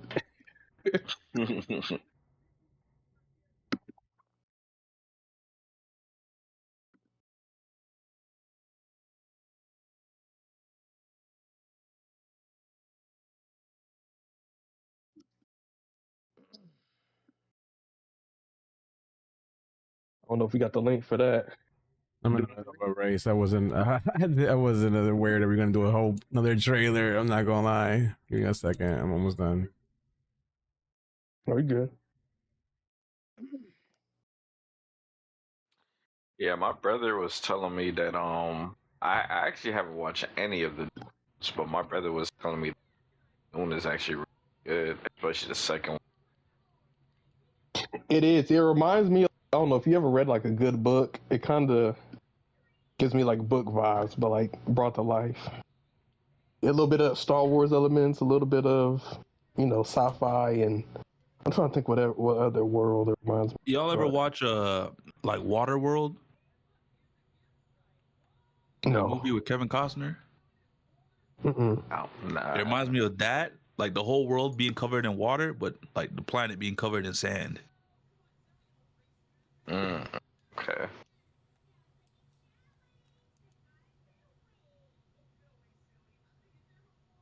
No, it's definitely good. But yeah, I'm curious to see what this third trailer. It seemed like at this point he gets his powers. Just going off the second movie, it's like this is the time where he like, it's time to get some action, time to resist, time to do something, So it's gonna be lit. Yeah, this is kind of like. Would you say this is the modern day Star Wars? Like obviously Star Wars was episode 1 or 4, 5, 6 in the 70s. Would you say this is like doing this kind of like that in this generation or no? I would say Harry Potter is like the modern day Star Wars. Harry Potter. Would you say? Yeah. I mean, wasn't Harry Potter and Star Wars kind of not really on at the same time? I mean, Star Wars came out like late 70s, early 80s. So Star Wars has been out way longer than Harry Potter been out. So I'll say like Harry Potter was our generation of Star Wars. Yeah, but I mean, the Harry Potter ain't coming out in like a long time. Ain't it been done? I know it's been done, but like in terms of modern day Star Wars, I think that's the closest we have. You got two sides, the light and the dark. Obviously the chosen one to stop them is Harry Potter, just like it was Luke. You have Master Yoda in Dumbledore. You have Vader in Voldemort. Like they parallel each other pretty well. Yeah, bro, this is Star Wars. This is more like a modern day Star Wars. Just looking at the trailer.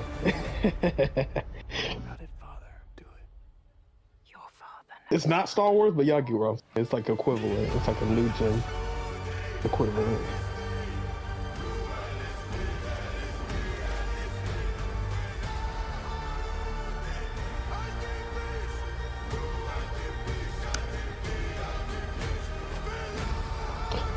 He got the blue eyes. This December, okay.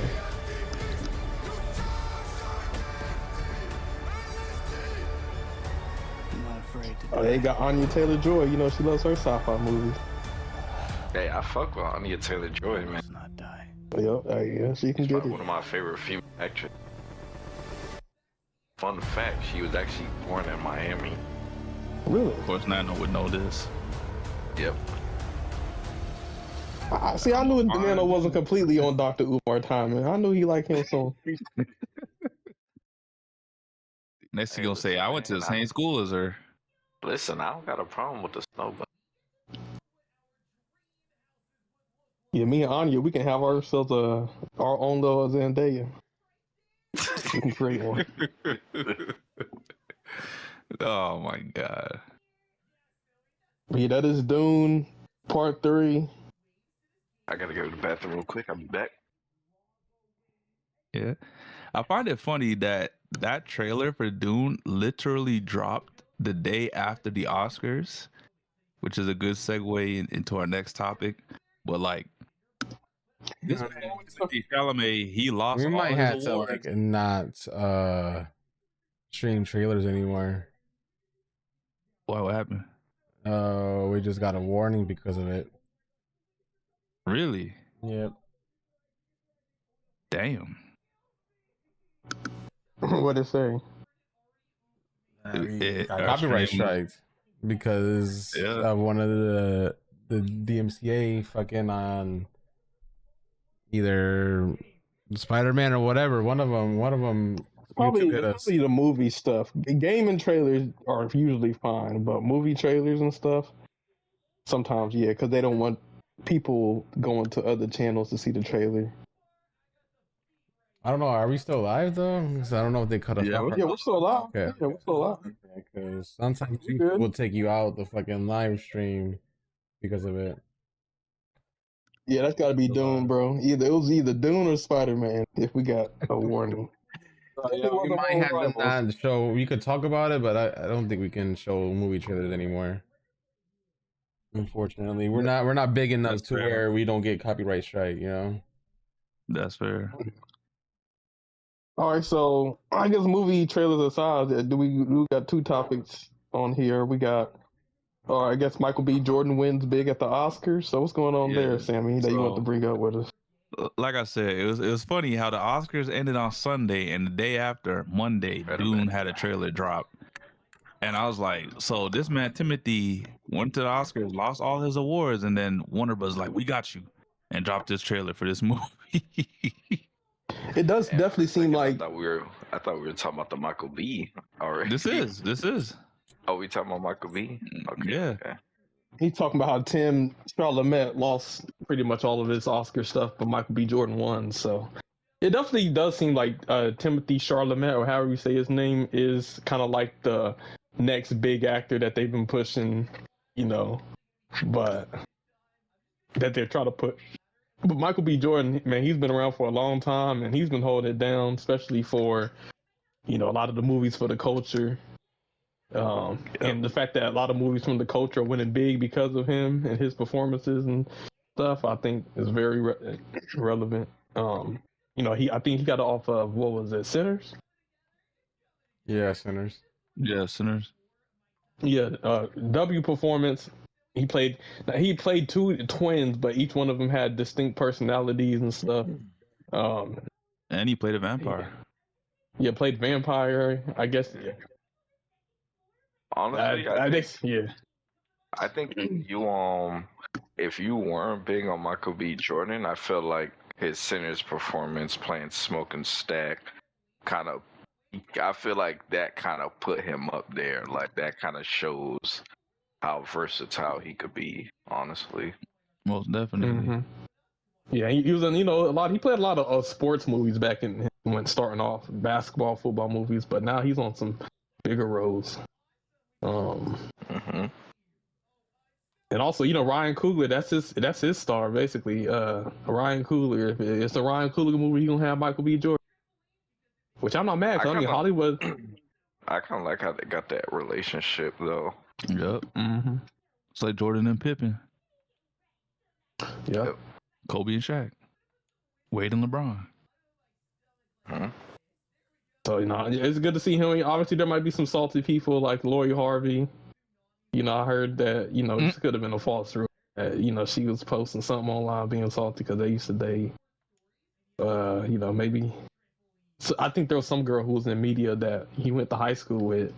They used to bully him. Yeah, you talking about the corny girl or the girl? Yeah, called him corny. So definitely a big moment for him. You know, obviously, you know, even Michael B. Jordan. You know, she was on a fucking talk show hosting with some other women. They were talking about how she didn't really call him corny and shit like that. She was trying to backtrack, even though there was like proof that she did. But yeah, I think it W for Michael B. You know, hopefully, I'm kind of my only thing with Michael is one, he played Killmonger really well too. Can't forget about that. But he did. He was fire as Killmonger. He was actually my favorite role in the movie. Yeah, I'm just glad they killed them all. Yeah, for real. Like I feel like if anybody, you know, could have replaced the Black Panther other than the sister, it would have been him. Yeah. He could have been. I mean, like they could have grabbed them like multiverses. They could have just grabbed the version of him that actually was a Black Panther and brought him out. Boom, he's real-lived again.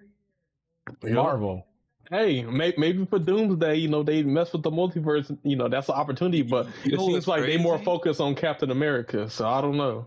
You know what's crazy? You said that. Speaking of Lori Harvey, her current boyfriend, Damson Idris, he's being like, he's the main considered for Black Panther. For Black Panther right now, which I'm not mad at because he's a damn good actor. I mean, that's probably because they don't want to pay Michael B. Jordan price. That's all it is.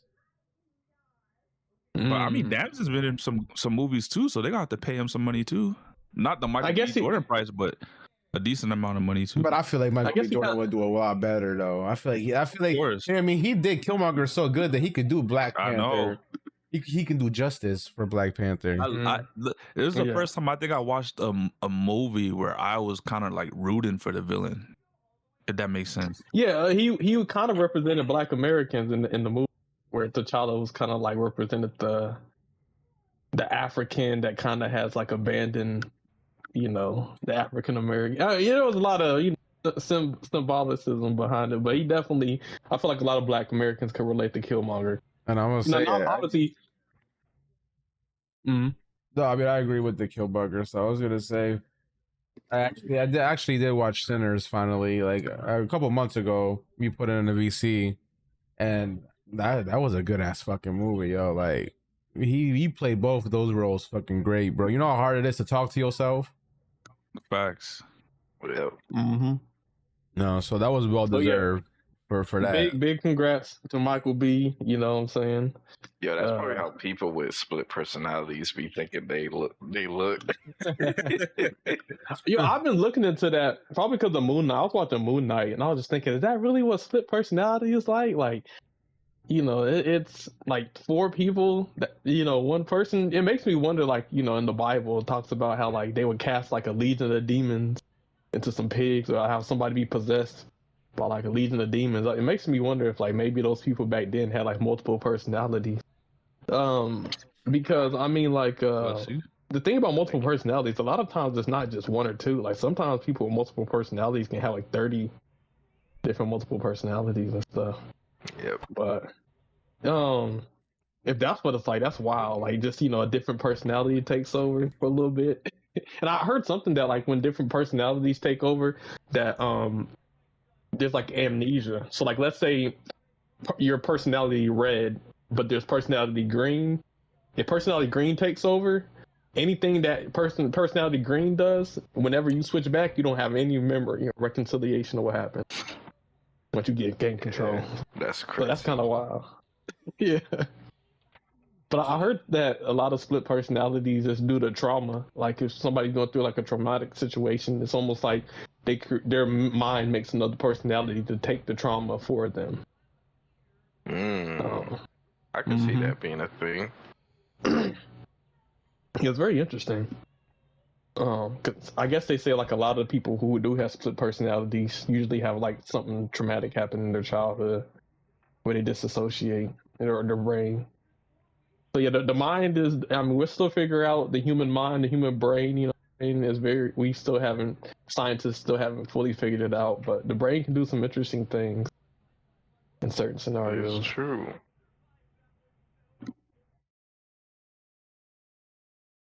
But yeah, that is shout out to Michael B. Jordan in the Oscars. You know, obviously, if you want to see who else won, made history. check I that think out. he was like what 106 black men or just blacks in general to win a lead Oscar. He deserved it. Angela Bassett definitely deserved it, but she didn't win when she played her role. But it's good that Michael B. is getting some recognition. I think he plays his role so good you can't even stub him of his accomplishments.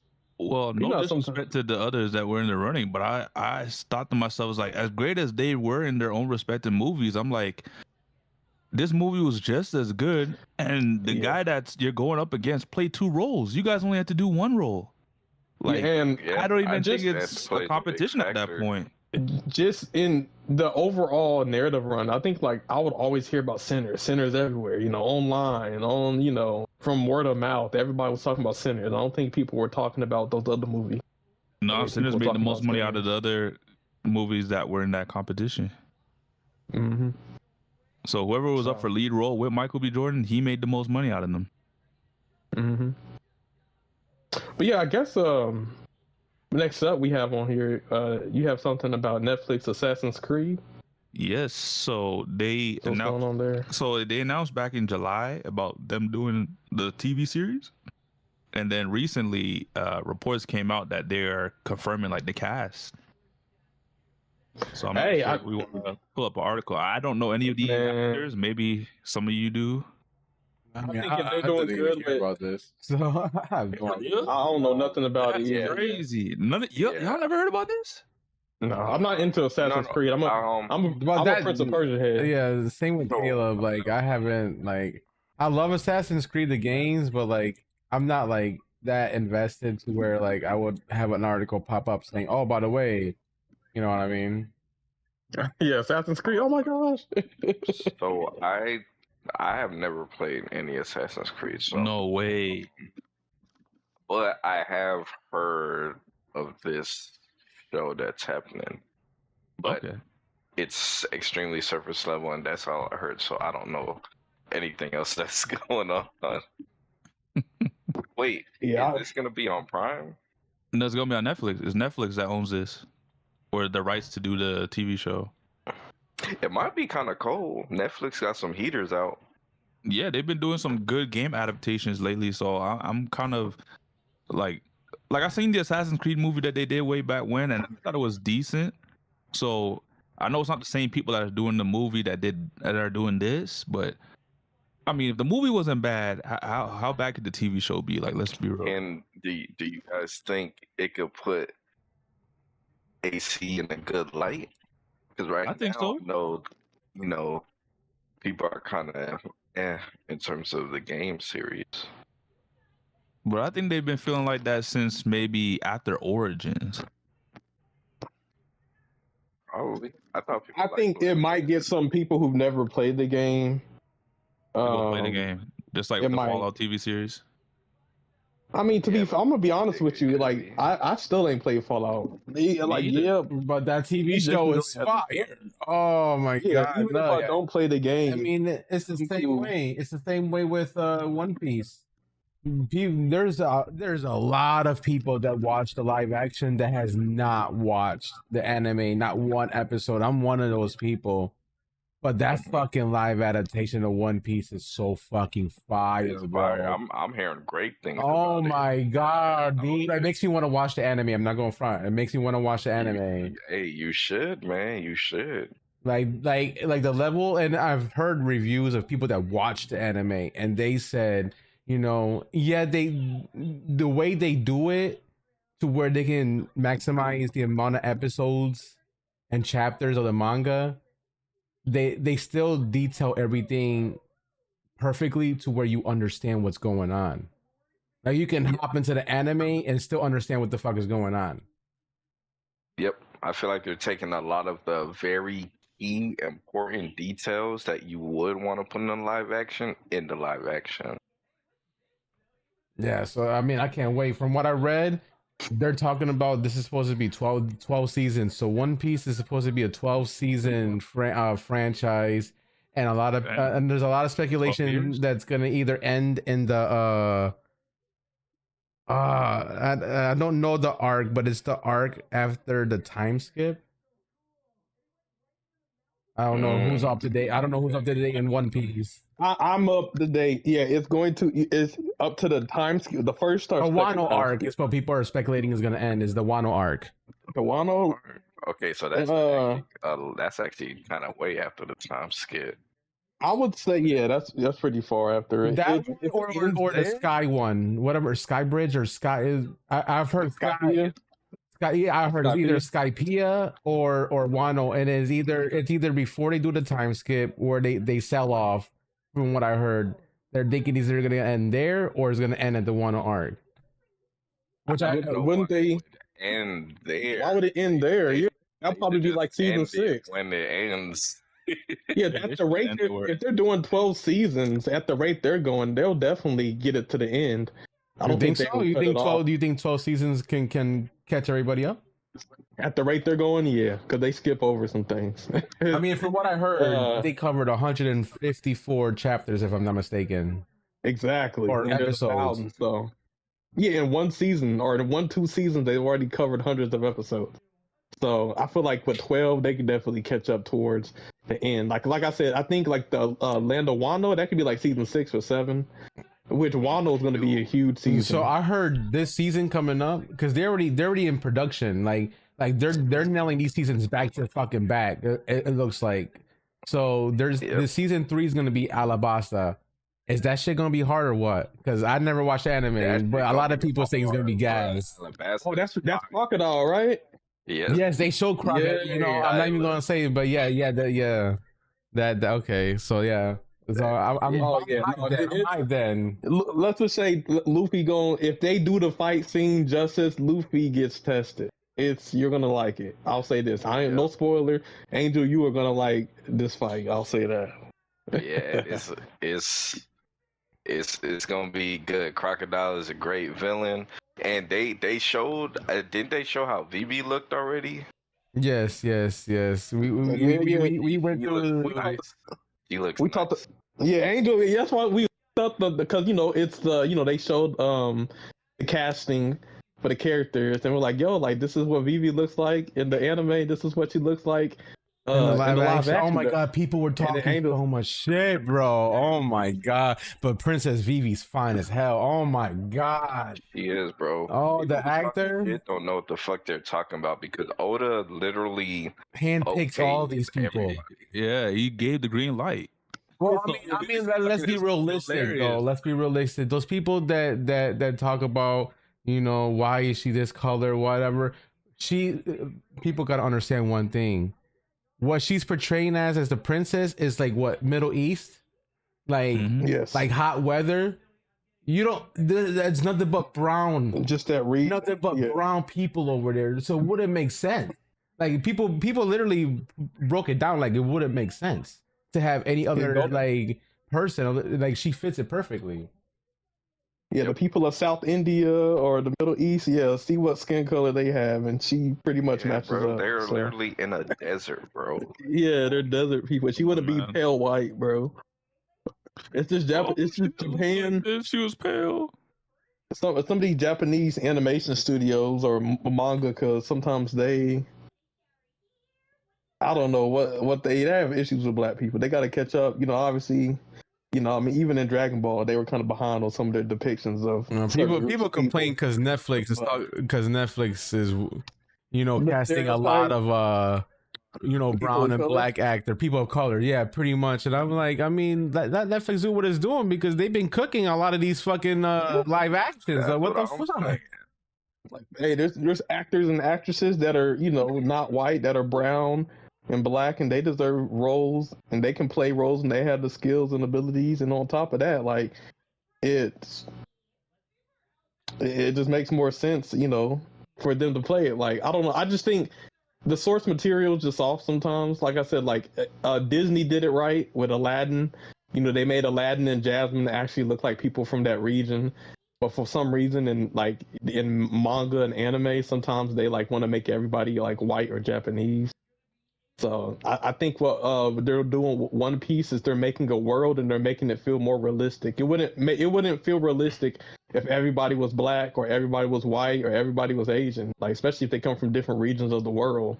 So I think what they're doing with One Piece is having characters from different parts of the One Piece world, and having different ethnicities represent that. Yo, So, it's funny you said you mentioned Aladdin, and I was like, yo, I look at the actor that played Vivi. I was like, yo, she'll play a nice ass Jasmine, bro. Yo, I'm not gonna lie. It really would. Don't tell Caleb that. I'm sure Caleb agrees. yeah, I like their casting. Yeah, so Yeah, man. Yeah, I'm excited, man. I'm excited. I'm not gonna lie, I'm excited. yeah, so yeah, I'm all. I have to watch the show. See, while you're watching the live action, I'm watching the anime. You haven't watched it? Yo, I would highly recommend it, man. It's actually, I highly recommend it. First season got me hooked. I'm like, Good things about it. I saw the first season. I just haven't started the second season. okay. Oh, the dude. Oh man, the second season, bro. There's a lot of good fights, bro. It's a lot of good fights. Yeah, I will say, not to spoil too much, this is the part of One Piece where the fights feel more balanced or more strategic, because Luffy can't just rely on certain elements in the future that are brought forward, and I felt like his fights, he always had like figure out a way to like get past the devil fruit, kind of like it kind of like Pokemon, you know what I'm saying, like in boy stage right now, man. Yeah, in like trenches right now. He has to be more creative. That's why some of my favorite fights are early One Piece, because he has to like come up with different attacks using his devil fruit in the creative ways. But now it's just like, he's not as creative. But I enjoy the early creative. season. Like, I don't know. Like a lot of his attacks. Look at it. No, not to say too. A lot of his attacks are just like different variations of either big punches or fast punches. But I feel like when he only had Gear 1, he was like spiraling around people and doing stuff. It looked like he was doing more versatile things to do damage. Yeah. I could feel that. Yeah, I don't want to say too much, so we don't gotta like spend too much time. You want to spoil it, yo? Like, yeah, but I will say, but at the end of the day, they did a good job, and I think from what I hear too, like there is some changes. So the y'all that did watch the anime, I'm sure y'all gonna point off the differences, but they're nice touches. Like a lot of people that are One Piece fans, they said there's a lot of good touches, and they do little certain cameos here and there that may not be introduced in the anime already by that season, but like in like future arcs they talk about it when they introduce the character.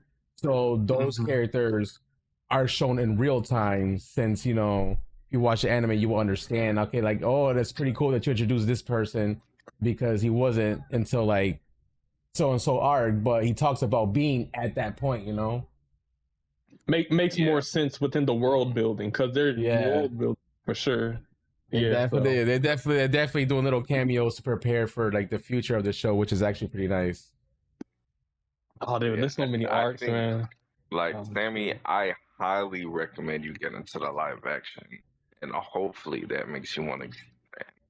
Yeah, You know, I mean, I'll watch. definitely I'll give it a watch a live shot. action for sure. Real quick, not just One Piece. So Invincible season 4 just came out, by the way. It's for all my Yep. Invincible heads. So if you want to see, Yep. Mark Grayson, go at it, and the Hey, new I'm drag dude. Yeah, I'm hyped too. I need to check it out. I started the first episode, but I got busy, so I couldn't really finish it. But hey, tomorrow I'm about to go crazy, bro. Mm-hmm. They released the first 6 episodes already. Yup, I'll be watching it. And then there's I'm trying to think what else is there coming out. Is The Boys coming out yet or not? Not yet. I know. I think soon. Hold on, let me look it up. But I feel like it's soon. I think this year, if I'm not mistaken. Well, this will be season 5, right? Yeah, the final season. Yeah, and they're incorporating the characters from the spin-off series. What was it? It was Oh yeah. Oh, next month. The Boys comes out next month. Yeah, so Amazon's cooking right now. Also, just a quick, there's another anime that just came out on Disney Plus called Rooster Fighter. That's another one to check out. And hey, I watched the first episode. I ain't gonna lie. It was fire. And then, yeah, it looks like they cooking. They cooking. So yeah.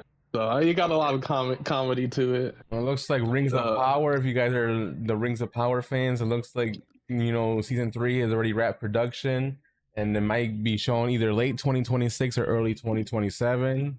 So I'm excited for that because I love that show. That show's been fire too. Sammy, you hyped for Rings of Power?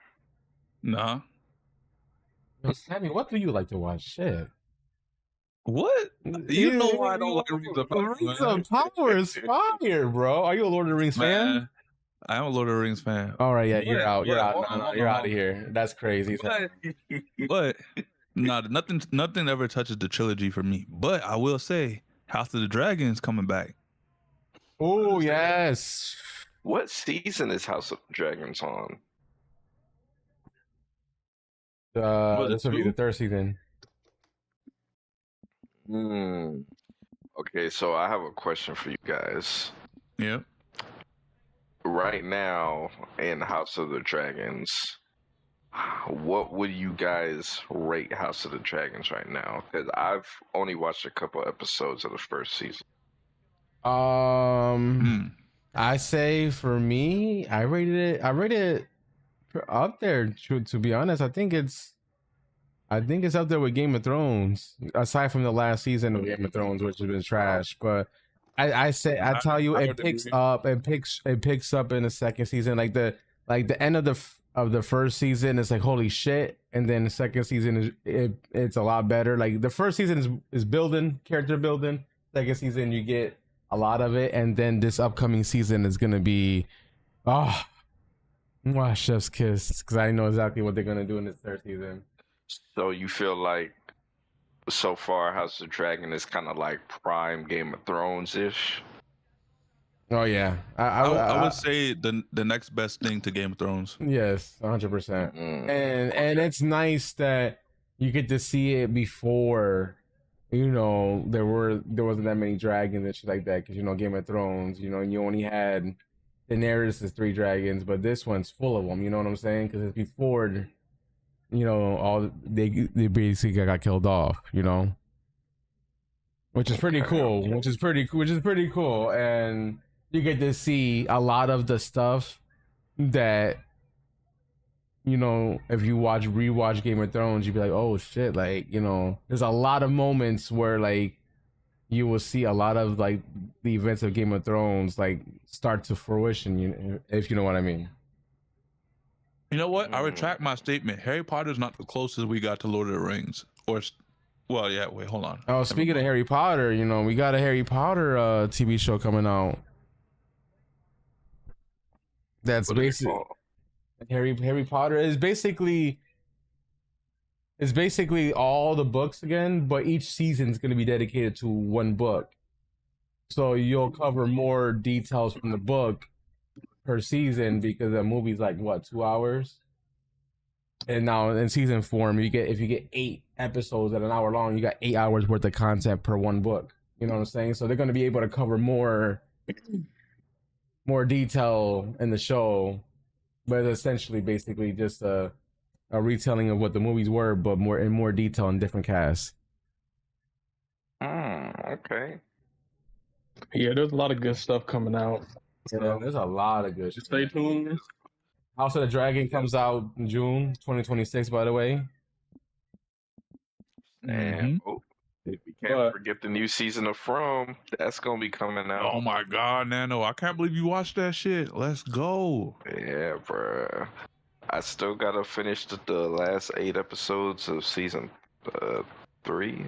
Oh my God, you're in a treat, bro. I want to spoil it for you so bad, but you gotta watch it.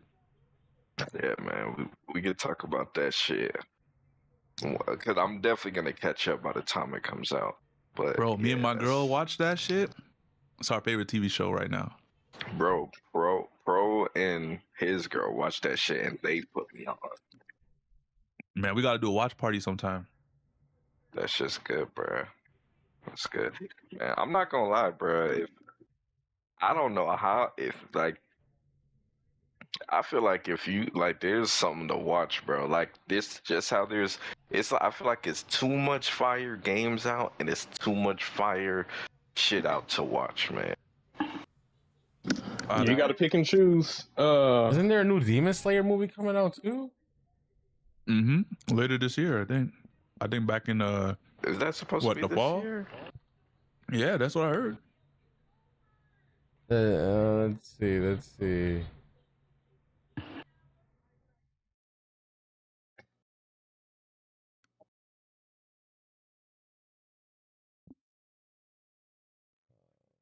Which would be part 2?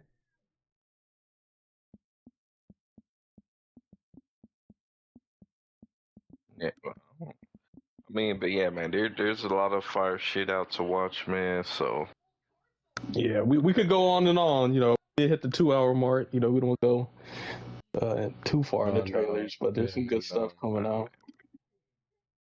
It's not gonna come out this year. It's probably next year. okay, ain't nothing wrong with that. You know, save some good stuff for later. But yeah, Mr. Khalid, what's our next topic, man? Pikmon. Quick, before we get to Pikmon, you know, they get something real quick. Highguard, or PlayStation did send out a statement regarding Highguard, so I got the statement, but it says, this happened today. Highguard, thank you for being a valued PlayStation customer. I don't know if you got the image, you can post it if you want. But it says live services for Highguard went offline on March 12, 2026. The game is not playable, and any purchases in-game content are no longer accessible. As a result, we have refunded the price of any content you purchase on the PlayStation Store for this title back to your original payment method. This may take 30 to 60 days to appear on your bank statement. If your original payment source was unavailable, we refunded the purchases amount on your PSN wallet. So they refunded everybody. It's the people spent money. Gotta tell the good news for Pro. Yeah, so he'll get his money back. The people who invest in, I like that. At least like the people who, you know, took a chance on the game, enjoyed it, and invested on the game will at least get their money back. You know, we get our money back from Anthem. Yeah, no, probably maybe it's EA. And if Disney Speedstorm ever gets canceled, y'all not getting y'all money back. Just so y'all know. Yeah, if y'all think Gameloft is gonna pay y'all back, Gameloft would shut down. You know how much money they owe us? Bro, yeah, they're not gonna pay you back for the tokens and the golden passes. Oh yeah, we're sorry, we closed down the game and all your 100 racers are now gone that you spent a lot of money on. The founders. They wouldn't do that, bro. But at least this game paid back. I believe there's a game Don't Even Think had some cool werewolf skins, $20 though, a little expensive, but they refunded, you know, people. So you know, Yeah, that company lost a lot of money doing all that. Yeah, that's crazy. Where you got to refund people, you didn't even make no money. Even the money you did get, you're giving back because the game didn't even at last. this point, you didn't make any money then, yeah, because you were refunding everybody. So like, you didn't make shit. You lost money at this point. These guys took the biggest L. Crazy. They did. Lost money on marketing. You knew you had to pay some money at the Game Awards for that marketing for that game. On top of that, you know, you paid to make the game. And on top of that, you have to refund everybody that spent money in the game. Oh, But yeah, that is the final chapter of Highguard. I just wanted to, close the book on it. This was probably the last information we'll probably be getting from Highguard. But yeah, that is a note from PlayStation. Like I didn't spend no money though. I didn't spend no money. I had fun though for a little bit. Don't worry, man. We just got to make sure Marathon isn't the new Highguard or what people are calling fucking Concord 3. Oh, dude, people like I said, people so who the was masses Concord are 2? trash. Highguard. Oh shit! Oh, they're trying to say Marathon's Concord 3. Oh, these people are ridiculous. Yeah, they just run. They want to see. Oh my god! They want to see the world burn. These nicknames are hilarious. I didn't and even then know they there was wonder- a Concord 2. Bro, Sammy, somebody made a fucking meme? roadmap for shit. Concord, bro, like a timeline. Concord. First time tour. Yo, what For the what's gonna be frick? Concord. What the Lord. So like future games that are going to be coming out, they're the roadmap for the Yes, next bro. Concord. At first it was Concord, then it was Highguard, then it was Marathon, and then Who's there was next? another game, but I forgot what it was. But yeah, people are trifling, bro. Bro, but if they're already saying Marathon's the next Concord, like that's not. Bro, what is the player count right now? Why would you want your industry that you're in, like if you're a gamer, like just sports people, or basketball heads, No, football heads, why would you want everything that comes out in your genre or your niche to fail? That's the issue with people. But I'm hearing good stuff about Marathon, at least from the people who's actually Yeah, playing it. and it's not live. I mean, it's $40 pay-in, so bare minimum, like it's not gonna fail like Concord. I mean, it could, but I don't think it's gonna fail like Highguard. Nah, it's not, bro. It's Like, owned by Bungie. It's not gonna fail like that. Owned by Bungie, Or it's a not remake. fail, but it's not gonna like shut down. People who were fans of the first game probably got it. You know what I'm saying? It might not be for everybody, but they have an audience that is. I don't think it's going anywhere. But I guess next. I we mean, got, Marathon's before we numbers are sitting at like what 50K, so it's not bad. It's better than a lot of games right now. A lot. And Yep. that's not even including console numbers. So game could be well sitting at like over 100K player count. With all the games that are out to take people's attention and time, having 50,000 people that want to log in your game servers, that's a pretty good number. I will say though, it'll take a hit tomorrow because Crimson Desert drops. Oh, 100. We're going to get there. But Crimson Desert is a single player game, so It's a different audience. Yes, but Yeah. people spending over 300 hours in the game already for reviews. Yeah, but the ball and gun gamers, or quote unquote the gun side, the gun gamers, they're not gonna play. Yeah, Crimson they're Desert. gonna play it. Yeah, They're gonna play. They're gonna play Marathon or Call of Duty or whatever game they own. But Starfield, like I said, we covered the DLSS 5 and how it looked.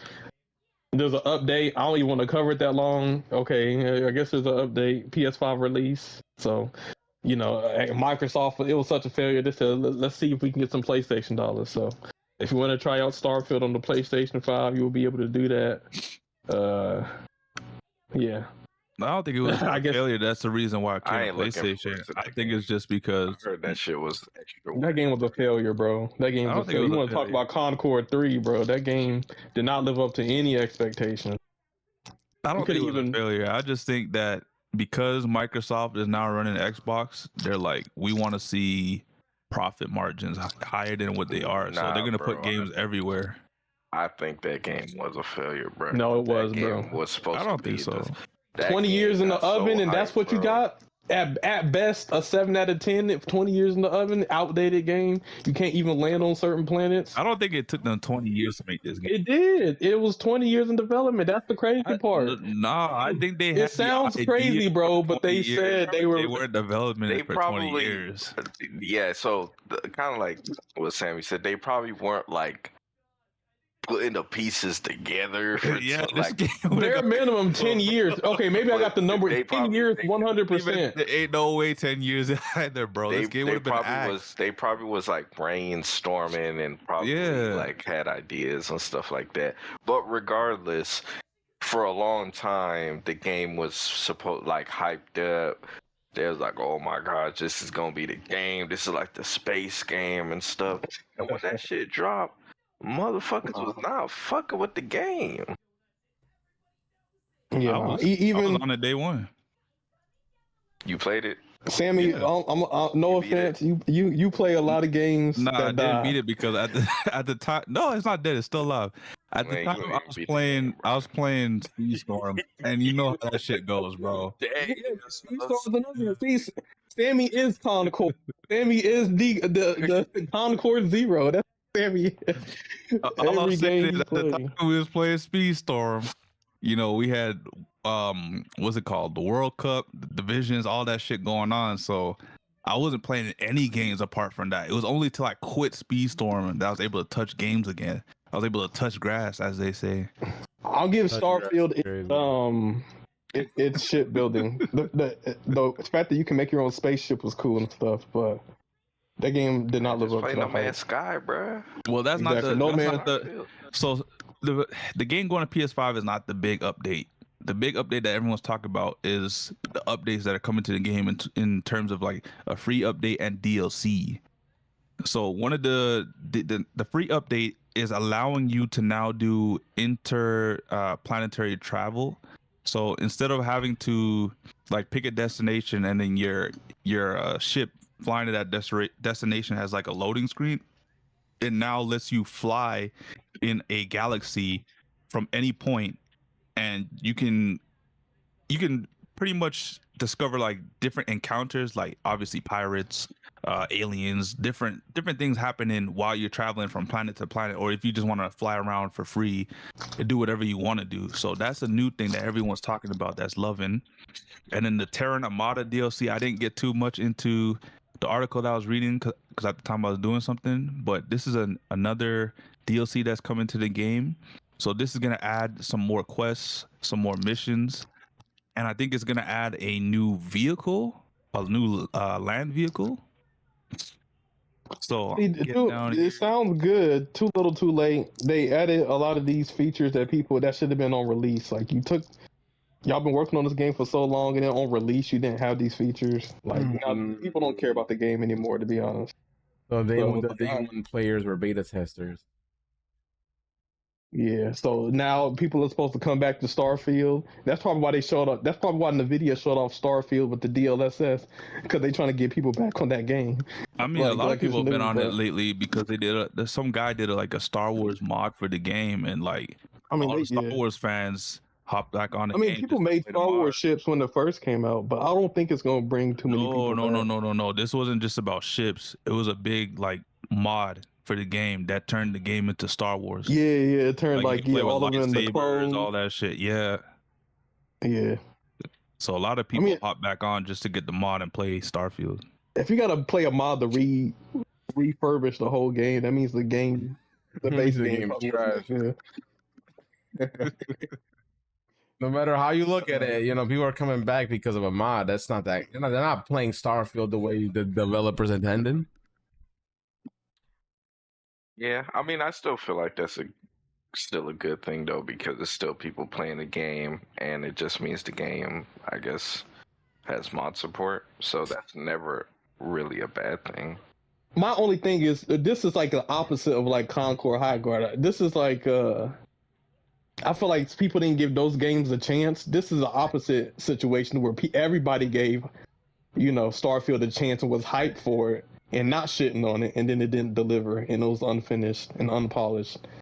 So, yeah, if Starfield was almost like a game that probably deserves what it got, you know what I'm saying? Because it didn't deliver on what it promised. It did not, man. I remember this girl I used to talk to, man, when Highguard, not Highguard, when Starfield came out, she was like super hyped for it. She was like, "Oh, I'm gonna get the game and stuff." And when that shit dropped, she was like, I'm not getting that shit. Yeah, bro. It's one of those things. Everybody has a first impression or first whatever people give you a first chance. Like it kind of betrayed us. We all open minded to it, and that's all you can do. Sometimes, you meet a certain person, all you can is take them at face value, and they have a chance to show that they're a cool person, or they can show themselves to be, terrible. And I think Starfield ended up, not necessarily blowing us away on this first. Hopefully the devs learned a valuable lesson, though. Yeah. But so many companies that just care about profit, they think they can release unfinished, unpolished games, and you want to talk about some slop? That's some slop. Where they think we'll just accept any slop and pay $80 for it, just unfinished and everything. Nah, I think. I mean, they made their money. They made their money. Yeah, probably from the initial hype, I could see them making a lot of sales. I don't know. If it was over 10 million the first year.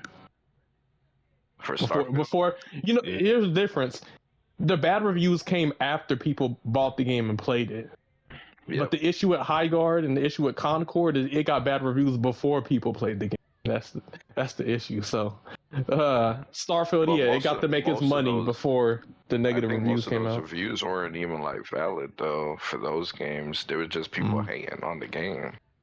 Yeah, but hey, people don't care about whether they played the game or not. They just heard word of mouth. The difference is with Starfield is niggas was actually fucking with the game. They played it and they wasn't fucking with it. Most people who have negative reviews of Starfield played the whole game, beat it, and said, I didn't like it. That's usually the Starfield reviews. Yep. I got a friend. I encourage my friend because he has an Xbox Series S, and I kind of feel bad that I did this, but he paid full price. I was like, yo, Starfield, come on. I sent him the trailers. I was hyped for it. Ain't no way he paid full price and he's on Xbox. All right, whether he got full price or was it the Game Pass? Maybe he got on Game Pass. I don't know. I think he might have. That shit was free on Game Pass. But I mean, he got it, and he didn't like it. So, yeah. Damn, Caleb. Not you recommending a game and he didn't even like it. Yeah, it was a game I was excited for. That's why I recommended it, because I didn't have the console. That game had a lot of hype around it, so I was like, yo, this might be good, bro. Check it out, and yeah. So, like I said, the Starfield let a lot of people down who gave it a chance. So, shit, I'm glad I wasn't fucking looking forward to the game. I like my space games, my sci-fi, like Star Wars, Jedi Fallen Order. I like my, space or, all of that type of stuff. So I thought this was going to be that type of thing. But yeah, execution. The best way to describe Starfield is like Elder Scrolls in space. I mean, Fallout you can in space. But if you haven't played Elder Scrolls or Fallout, that's no reference. They did say the world is kind of linked to Fallout. I won't spoil it. Wait, what? Trying to attach themselves to a successful franchise. Got it. Is there franchise? What are you talking about? But yeah, I think we spent too much time on Starfield, bro. We the next topic. Caleb, you do know Bethesda owns Elder Scrolls, Fallout, and Starfield. Bro, if they want to take a failure and attach it to a success, they can do that. But I don't think nobody's riding with that wave. I mean, it's probably true if they're saying it, but people just wasn't liking the game that much that nobody gives a fuck, honestly. You're like, oh. In outer space, in this world, this is happening. All right. But yeah, I guess we can move on. But yeah, that's the Starfield update. So kind of maybe they're pulling the No Man's Sky. No Man's Sky kind of came out kind of undercooked, and then over time it got better. So it seems like Starfield is trying to do the same with the new updates. So hey, maybe eventually, I don't like this idea where a game releases and then it gets good 10 years after the game released. Now it's good. Why do I have to wait 6 years? Yeah, for the game to be at a state. Yeah, Cyberpunk, Witcher, the two other good examples. You know what I'm saying? So I'm kind of iffy. About that. On one hand, I completely get where you're coming from, and I 100% agree. I wish every game came out and was good off rip. But in the case that games do come out and they're not good, I do like hearing, certain success stories about companies releasing a game, it not living up to standards, but over time it becomes so much better because the devs learn, they did like a 180 and like put everything they could into the game to make it better. I do like hearing stories. I will say to games like Cyberpunk and Starfield or any games that came around that same timeline, we do have to remember a lot of these games were developed during COVID. So because of that, that's an excuse. I don't think it's an excuse, because when we look at games that are being released now, what are we doing? We're raving about them. We're like, oh, these games are amazing.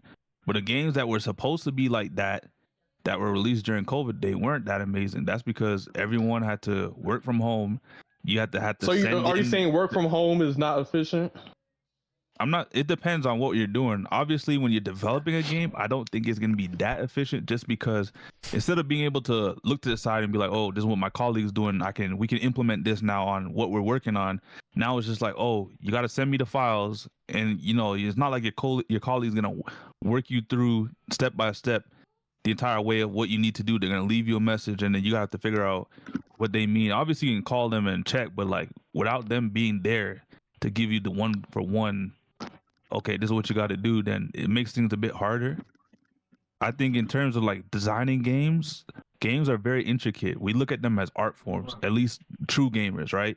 So if we look at them as the like works of art or masterpieces, you're going to want to take your time. You're going to want to put in effort. I'm not saying they didn't put in effort during, COVID, but I'm saying when you can't like mingle with your colleagues and collaborate together on certain pieces that you're doing for a game, it makes things a bit harder.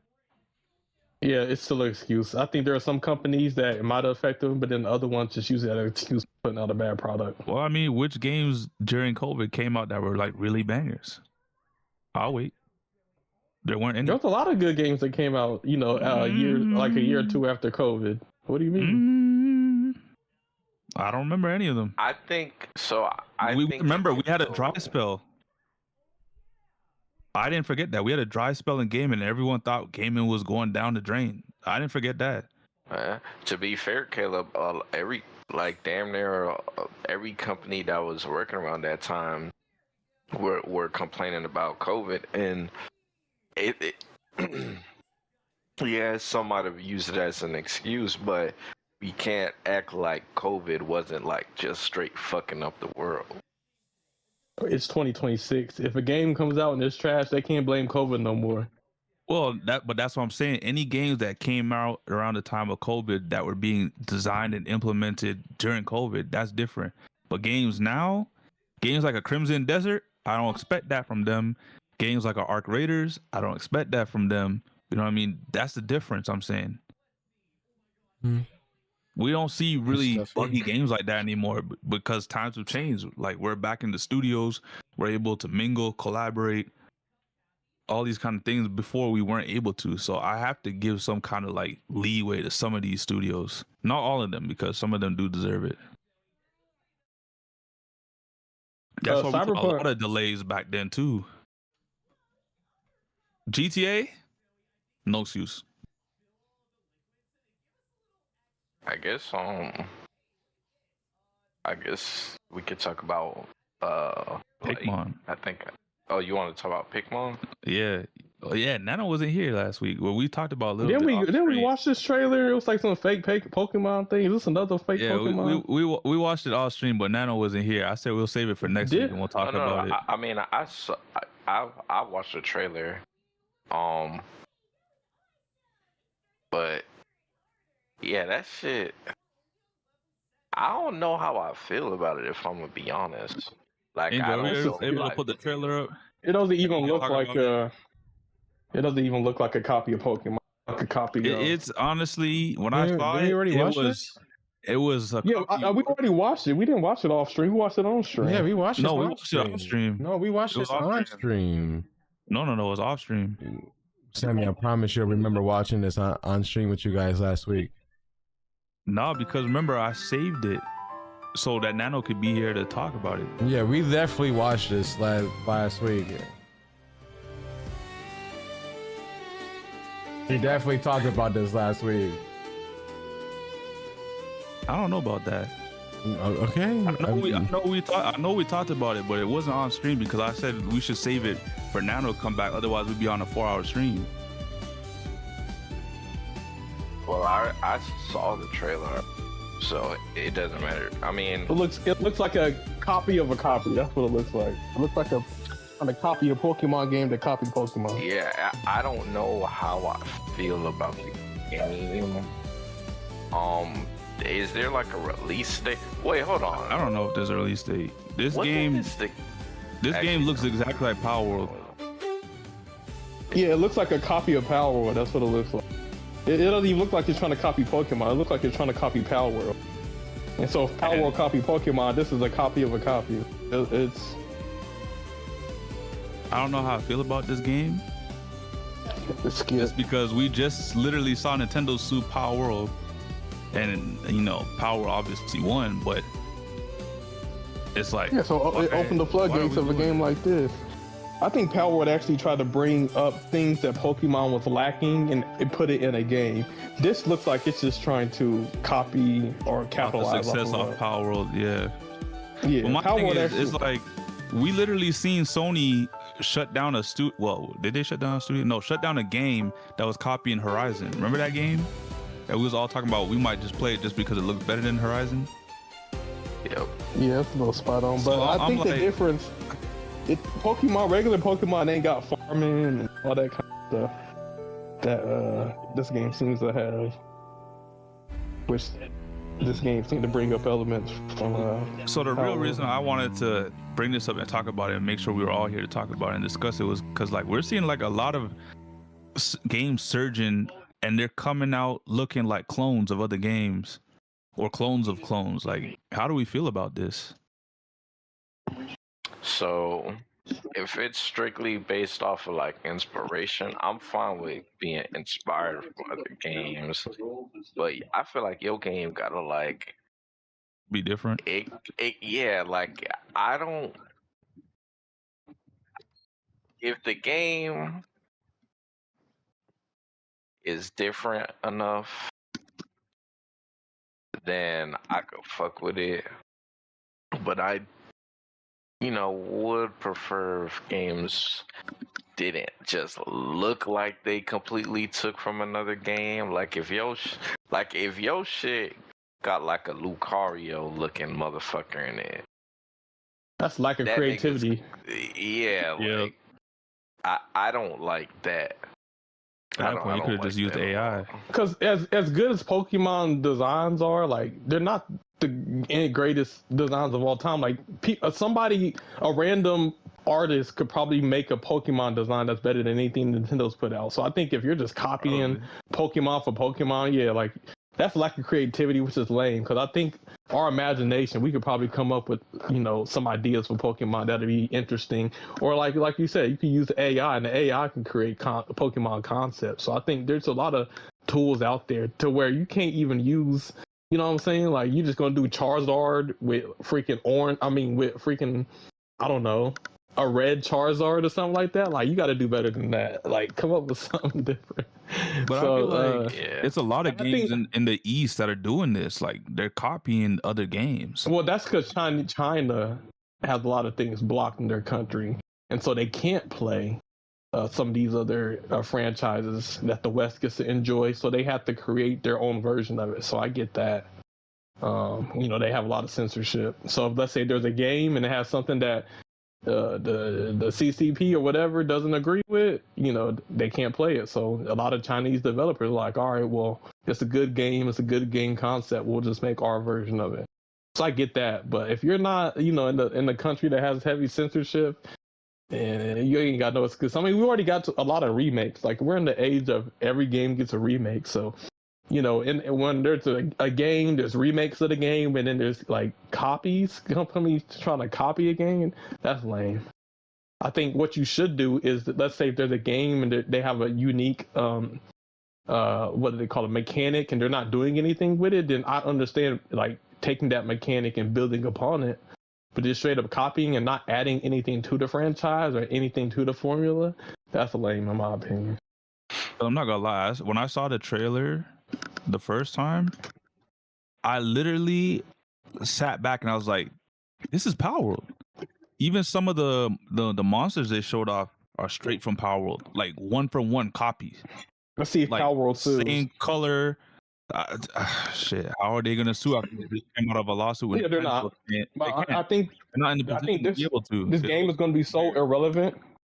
They're not even going to sue because it's not even going to be worth their time. I don't even think this What game is goes. this coming on? Nintendo and PS5, and I think it's skipping Xbox. Microsoft probably saw that and was like, "Nope, I'm skipping the game." Yeah. It's like we already got Power World, and we got Power World free to play Pokemon Champions.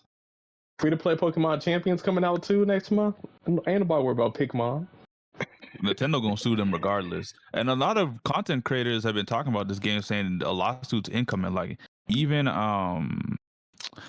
Moist Critical, like he was talking about it and saying that there's gonna be a lawsuit coming their way eventually. Because I mean, like, look at Power World.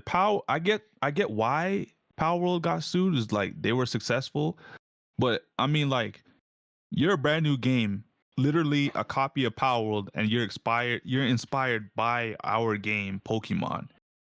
You think Nintendo doesn't see this on their radar, especially with the backlash that this game's getting right now on the community, from the community? Like, Nintendo probably sees this and like rubbing our hands right now because we're about to sue you, and we might win with this. We might win suing you this time just because, you know, Power World actually, they had some sense. You guys now, you have no leg to stand on. One, you're copying Power World 1-for-1, and two, your game literally looks like it was inspired by Pokemon. Yep. So there's no way we can lose this. This is a lawsuit that we can win. Let me ask you this, because you're talking about lawsuit. This game is releasing on the Switch. Wouldn't Nintendo not post this? Wouldn't Nintendo not let this happen? If they were going to sue them already? You asked me a question. Let me ask you this. Remember that game, Light of Moltrum or whatever, that looked just like Horizon, right? Wasn't that game also dropping on PlayStation? And what happened? That game don't exist anymore. So the same thing is going to happen to this game. So they could say, "Oh, we're dropping this game on any platform we want." Mainly Nintendo, and Nintendo will look at that shit and be like, "Fuck you mean?" More like, you about to be cease and desist out of this industry. That's crazy. Because Light of Moltrum or whatever that game's name was gonna drop on the PlayStation, and then it got sued, and then the game didn't exist no more. Same thing could happen to this. Pikmon could say, we dropped it on both Switches, and Nintendo could be like, "We'll see about that." Like, they're gonna take a play out of Sony's playbook. I don't think this game is gonna see the light of day at this point. They're brave and shameless to be doing something like this, if you ask me. Yeah, we don't gotta spend too long on this game, but overall, I think, I don't know. I just wish their creatures didn't look so much like other games. That's all I'm gonna say. Man. Like, I don't even know who creative. My real question is, like, who greenlit this? My thing is, like, didn't we already have a Pokemon copycat of Power World? Like, why are we doing this again? Because Power was successful, and they're saying, well, if Power could do it, why can't we? Yeah, that's literally what I think this is about. Like, Power can make that kind of money, why can't we? I don't know, man. I just think when Power World did it, I thought it was like a parody of Pokemon, which it really was, and it was a funny game. And I'm just like, well, see, Pokemon, a company that didn't really take itself too seriously, was able to make a Pokemon game that we've been asking for you to make for a long time, and you can't do it yet. And I accepted Power World for what it was. it was inspired by Pokemon. I know there was some pals that looked similar to Pokemon's, but for the most part, it was like a handful of them. It wasn't like the whole roster was like that. But this game literally is a 1-for-1 copy of some of the pals in Power World, and some of the Pokemons are inspired by Pokemon because they look like them. So it's like this is not even like it's an inspiration. This is literally plagiarism. Yep. And they're doing it because they think they're probably going to get away with it because Power World won their court case. So they're probably thinking, well, if we get sued, we might be able to win because of Power World. I don't think it works like that. They got a good law team. They better have some money because I think the only reason Pocket Pair, the company that was able to, that was the ones behind Power World, I think the only reason why they were able to survive that lawsuit is because the money they made off of Power World. In order to afford good lawyers. Like, I don't know where I don't know who is their publisher. They might get dropped. I don't know if they have the money to fight legal fees like this, but it's not a good look. But yeah, apart from the Power World Pokemon copycat, we do have a game called Blight that I thought was interesting. I did see a trailer for it like a couple years back, but it was more at the time. I think it was just like under the radar, but now it came up again, and it's been taking a lot of shine in the limelight. And I wanted to, show this with you guys.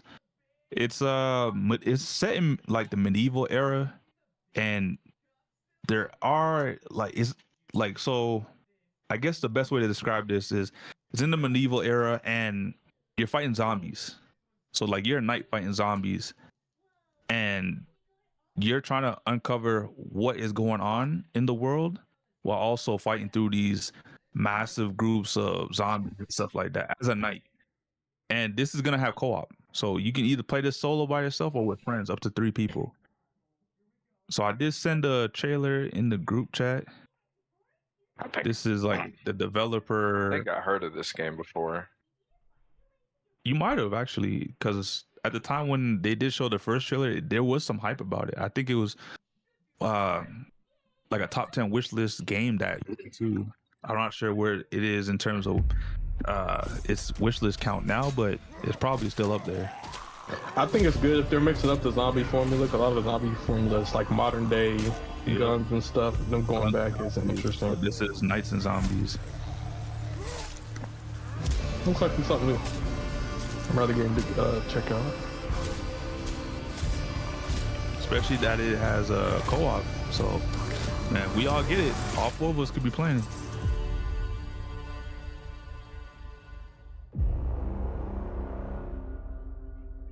I'll tell you, I'm not getting it. For Blight Survival. First off, God. myself, This man doesn't. I'm convinced Angel is not a gamer, man. getting 1.5 No, he a game. He million just wishes picking and is a choosing what he gonna massive play. He gonna play every. If there's no gun in it, Angel ain't gonna play it. I'm just starting to realize Wait, it's that. about behavior? Blight in your hands. Behavior. So it's an independent studio that was working on this game, and then Behavior. They got help from Behavior. That if we wanted to truly do justice, From my we knowledge. needed to take a step Yeah. back and rebuild our core When I systems saw from the ground Behavior's up. name now, I'm not gonna lie, I got scared. Because you know Dead by Daylight, bro. So Yeah, but overall, Yeah, but Dead by Daylight still has a fucking cult following though, so it does. But I'm saying bro, Angel. The best way to describe Dead by Daylight is they're like game log, but for horror. Anytime they update something, let me just tell you that spaghetti code gonna break something else. nah, I gotta get Dead by Daylight more credit in game log, because at least they don't be like trying to cheat niggas out there. Yeah, that is true, and they listen to the community, so I'll give them that. They do come off sometimes on their dev streams saying, "We heard you, and this is what we're doing about it," and they show you what they did. Game log, they be telling you, "We heard you," and they didn't do shit. we heard you. Yeah, we got the ball guy saying, "We heard you." Yep. That's them saying that they heard us. Like, nah. We heard you, my ass. Man, Angel never gonna let this player down. game.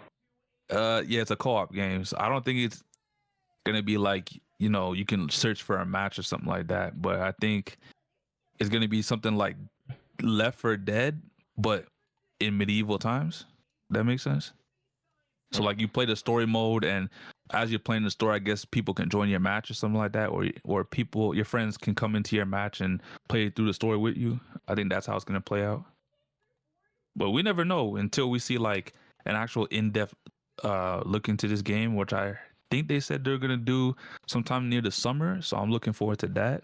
Yeah, I gotta see more of this to be able to like feel like know if I'm like really interested. I'm not against the game, at least what I'm looking at right now, but I need. Definitely, I agree. I need more. Well, like I said, they're looking at the summertime to do a more in-depth deep dive into the game. So I think that might be the summer game show, or maybe another Xbox showcase, because I know they do one in June. So we'll have to wait till then to see what they have in store for this game. Okay. Sounds good. I'll be keeping my eyes out. Myself included. Well, I guess the last topic for today, none other than, you know, the first game of the year contender nominee, Crimson Desert. This game has been... Don't forget Resident Evil, man. People saying that's up there. Okay, but I'm just talking about this game. I've been giving it this spot. Sammy, but the fucking... Hold on. He's about the fucking... Oh my God, I can see that. What we're not going to do is act like I didn't give Resident Evil its flowers last week. Come on now. He about to gas up this game like he did Arc Raiders. Rightfully so, and rightfully so. Look what Arc Raiders is right now, the number one multiplayer game of the year. Hey, I blame Shroud for that. If he didn't open his mouth, we would have been It was never gonna be game of the year. We would have been good. I never said it had to win game of the year. I just said it should have been in the category nominated with the other game of the year. Get nominated. Sammy wasn't up there because I blame Shroud for that. Shroud brought the negative press on that game. Right, yes, he did, bro. Fucking power. He did. The week he said that shit, everybody was going crazy, and then everyone started to look for faults in the game, but they couldn't find none because the player count just kept going up and up. Bless you. Watch next month when the game drops. Is the new map and a new arc. That game's. I haven't even touched that game, and I got it for free. You don't have to touch the game. The game's still. I'm just letting you know. I'm just letting you know. Hey, Angel making it look like the game got cooties. Yeah, Angel making it look like just because he don't play doesn't mean the game's not hot. The game's still hot. That's not my forte. We'll let you know how to get It's okay, man. Don't worry, man. You did play it. I told you to play it. You did enjoy it the couple times you did play with me. So, and it was on stream. So, I'll just say that. I mean, it's all right. It's just I don't know. You just too used to Destiny, man. It is what it is. I'd like to do raid boss fights, man. I'm not a survival player, bro. That's not or extraction shooter. But you can kind of low key do boss fights in that game too. No, nigga, because if I die, all my loot is gone. Like, no, bro. Like, I don't have that problem with Destiny, World of Warcraft, Final Fantasy 14. I don't lose my shit if I die. I do these boss fights to get the best shit, not lose it. But that's what makes the game interesting. Just because you beat the boss, waiting for you. You know, the good thing about gaming, there's so many games and genres, and every game and genre ain't for everybody. So you gotta pick and choose what's for you. Exactly. I'm an RPG player through and through. Oh, exactly. So the game that's about to drop tomorrow is perfect for you. I've been thinking about it. I'm not gonna lie. I've been thinking about it. I played Black Desert, and look, I enjoyed Black Desert. Okay, I might talk shit about it, but I enjoyed it. I just didn't like that the end game was PvP. I wanted a mixture of it being both. Like I wanted to be able, I wanted to do raids with 24 people type shit and dungeons and shit like that to get the best loot in the game, not PvP. So this is a PvE single player offline MMO version of what Black Desert is.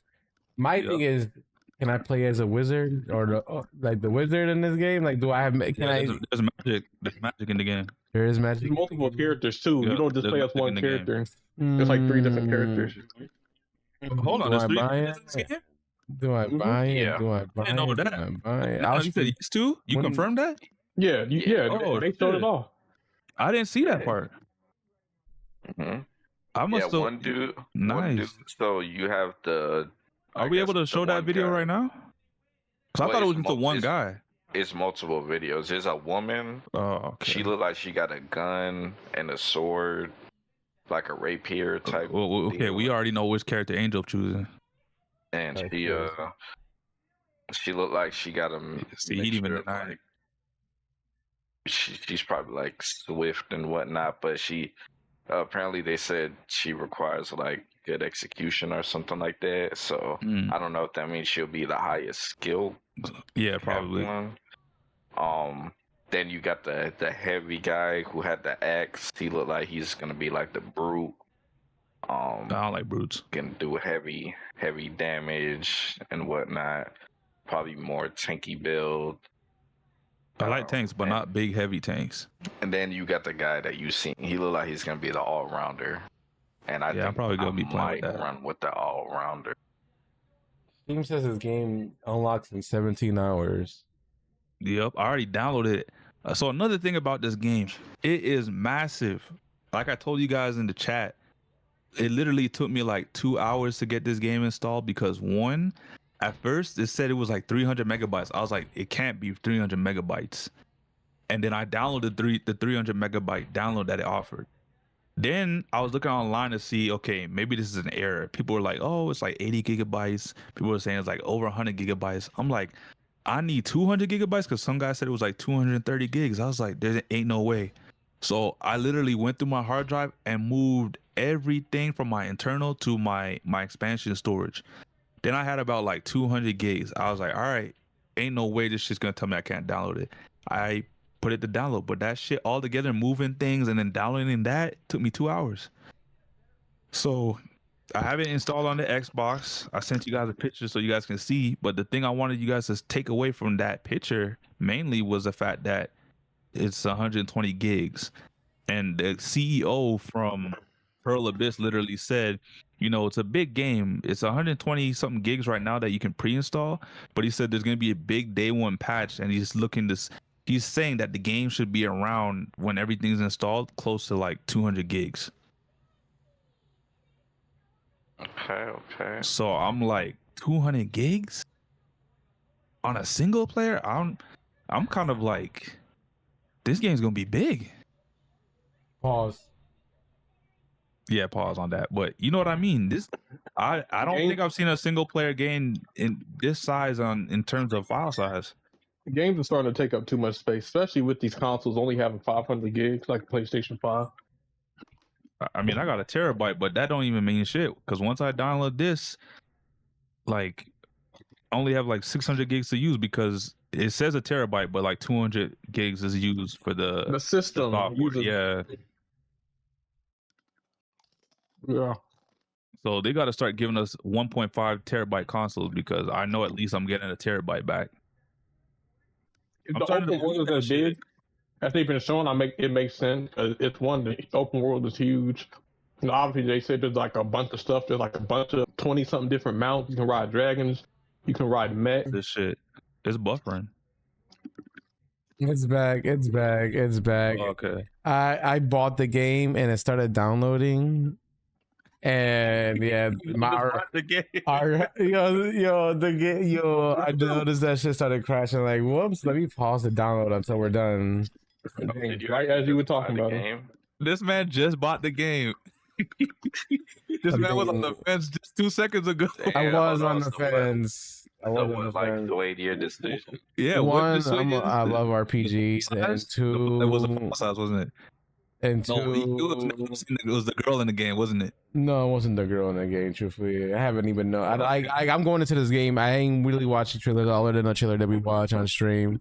But I do know I played Black Desert, and I like the mechanics and the abilities and whatnot. So decided to give it a try, and also give me something new to stream because I've been Yep. not streaming because I don't want to stream Speedstorm. Truthfully, I don't anymore, and this will give me something new to stream and to test out my duals PC setup now, because now I'll be able to play a game at full max settings and not have to worry about sharing resources with OBS. Yeah, there's So, let definitely me gonna be ask you, people is he who gonna are gonna putting be this shit looking to the forward max? to your game, to your gameplay. I mean, people just want to be looking at the Crimson Desert footage in general, but your unique playthrough, you know, people definitely want to see that. Angel, you been running this on max settings? Or at least the highest where I can still run at a stable 60 FPS. Okay. But I mean, I'm sure that's going to be pretty close, though. You never know, Andrew. You might actually end up fucking with the game so much you might like it more than us. Right? Maybe. You're gonna be asking us if we got to this part in the mission or some shit. Yo, you guys are lagging behind. We're supposed to be up on the same mission together. I'm still in the beginning, man. Hold up. Angel could be like, I didn't even sleep. I just kept playing. Well, I mean, the game is releasing at a perfect time because 6 p.m. Eastern, 4 p.m. for me over here. 6 p.m. Eastern. I get out of work tomorrow. I don't gotta work Friday. I'm off because of my scheduled 3-day weekend, so I can pop off a nice, pretty nice stream tomorrow, and just stream Crimson Desert. Good. Angel, the reason why I think it's actually a good thing that you bought the game is now all four of us could talk about it. Yeah, and review it together. Yeah, it'll probably take us like 2 weeks to review this though, guys. Like, is massive. If it's a 6-hour prologue, listen, like, bro, holy shit. I'm not rushing through the game. Like, I'm just play saying that like an my early original preview, pace. and then like when we get to the end of the game, obviously we can give it a full review. But sure, also, I think this is gonna be the first game I attempt to do the full playthrough on stream. Because I've tried other games and then I kind of stopped. So I think I'm gonna try to actually play from start to finish. Oh, you didn't even stream Expedition. I forgot about that. No, He did stream it. I streamed one day, but like I was like, my characters were too OP for the like ultra hard mode. So I was like running through motherfuckers because there was a new game pass. See, that's one thing I was like thinking. I was like, damn, Angel, he got all his like fucking the little points and stuff. You got your bills set up, so like hard mode isn't gonna feel like hard mode. I mean, you could always restart it and stream it in French. This nigga, what? Why not? That's how the game, is in France. Man, that's something you wanted to do, Sammy. Hey, it's out there. Why not? Streaming in French is great. I would still do it, but I gotta wait till I beat Crimson Desert. And then you're gonna go right back to Arc Raiders. Suck Arc Raiders off. You gotta beat the original playthrough, man. Hey, don't watch that. Oh, you never finished the playthrough? Oh man, get this man out of here, bro. All right, we are terminating this stream right now because that's crazy as hell. This man about to pop on Crimson Desert, and he ain't. Yo, he's gonna get on for one day, bro, and then get right back on Arc Raiders. Hell no! I already let everybody know. Like, this is gonna be my main game I was streaming until I beat it. Okay. At least the main story, like the side quests, that ain't gonna matter. Like, I'll play that off stream, but like the main story, up. But I mean, all in all, it sounds like we're all getting the game, so that's good. We'll all be able to talk about it. I guess Let me just say this now. Might as well just buy the game, because you get in the physical edition. There's no way 120 gigs is gonna fit on that disc. Well, you still gotta install the game regardless if you get the physical edition or not. Yeah, so might as well just get the digital version. No, did you not just hear me? I like getting physical game. It's my preference. Just holding the game key card at this point. I don't care, bro. I like having the box, and I like having a disc. Oh, you like having the box and the disc? Okay. Whoa! Whoa! Like having the box and I get it, gaming preservation, you know, because I mean they be taking games away. that doesn't mean I don't Shout download out to games Anthem. digitally, but if I really want the game, like if I certain games I just want to get physical. I wonder if they have a What's wrong with collector's that? edition for this game. Hey, it makes more sense to get a physical copy of a game than like a Funko Pop. And people collect Funko Pops. Not there's nothing wrong with it, but I'm just saying like the same way people like to collect, you know, Funko Pops or whatever kind of collectible. Like, hey, some people like there get is physical a- copies. You get the box. You get the. There is a collector's manual. edition. I got the deluxe edition. Same. I got the deluxe. Damn, But you know why I think deluxe this edition, game you is don't so even know what the big? game- you didn't even look that much into the game. Look, Huh? I bought the $100 version of Black Desert when it Same. came on No, Xbox. not the $100. I don't buy standard editions to any game. It's always either the deluxe or ultimate editions. Even if I Same. don't fuck with it, I just because maybe one day I will want to return. At least I'll have all the content because I got the season pass or whatever with it. I feel you, man. I feel you. Big baller status. It's all tax right. It sounds like every one of us are gonna get it, maybe at different times. You know, I might not get it day one, but Caleb, don't do that. Don't do that thing for because that's me, what happened when we was playing Expedition. I'll get it day one, but I can't play it until I'm finished with Octopath Traveler. But fortunately, don't do that. Fortunately, I am at the end game. Oh, good. So that shouldn't take long. Yeah, me and Angel won't spoil it for you. I know Angel's gonna fly right ahead of me because I got work the day after, but I'll be playing it. Well, I won't be not in too the late race. because I mean, unless I nonstop stream it for the next week to beat it. I mean, you gonna pull it? My goal isn't to 24 beat stream? it.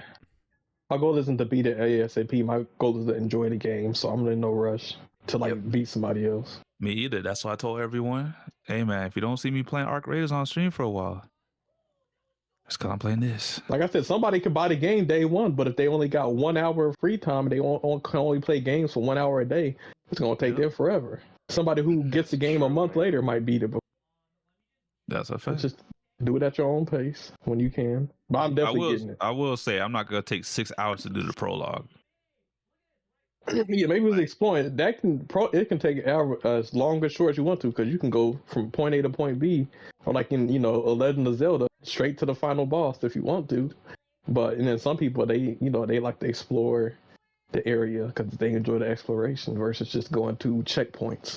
I'm trying to figure out how it took them 6 hours because it took majority of the reviewers 6 hours to do it. because reviewers are not fucking gamers. That's why.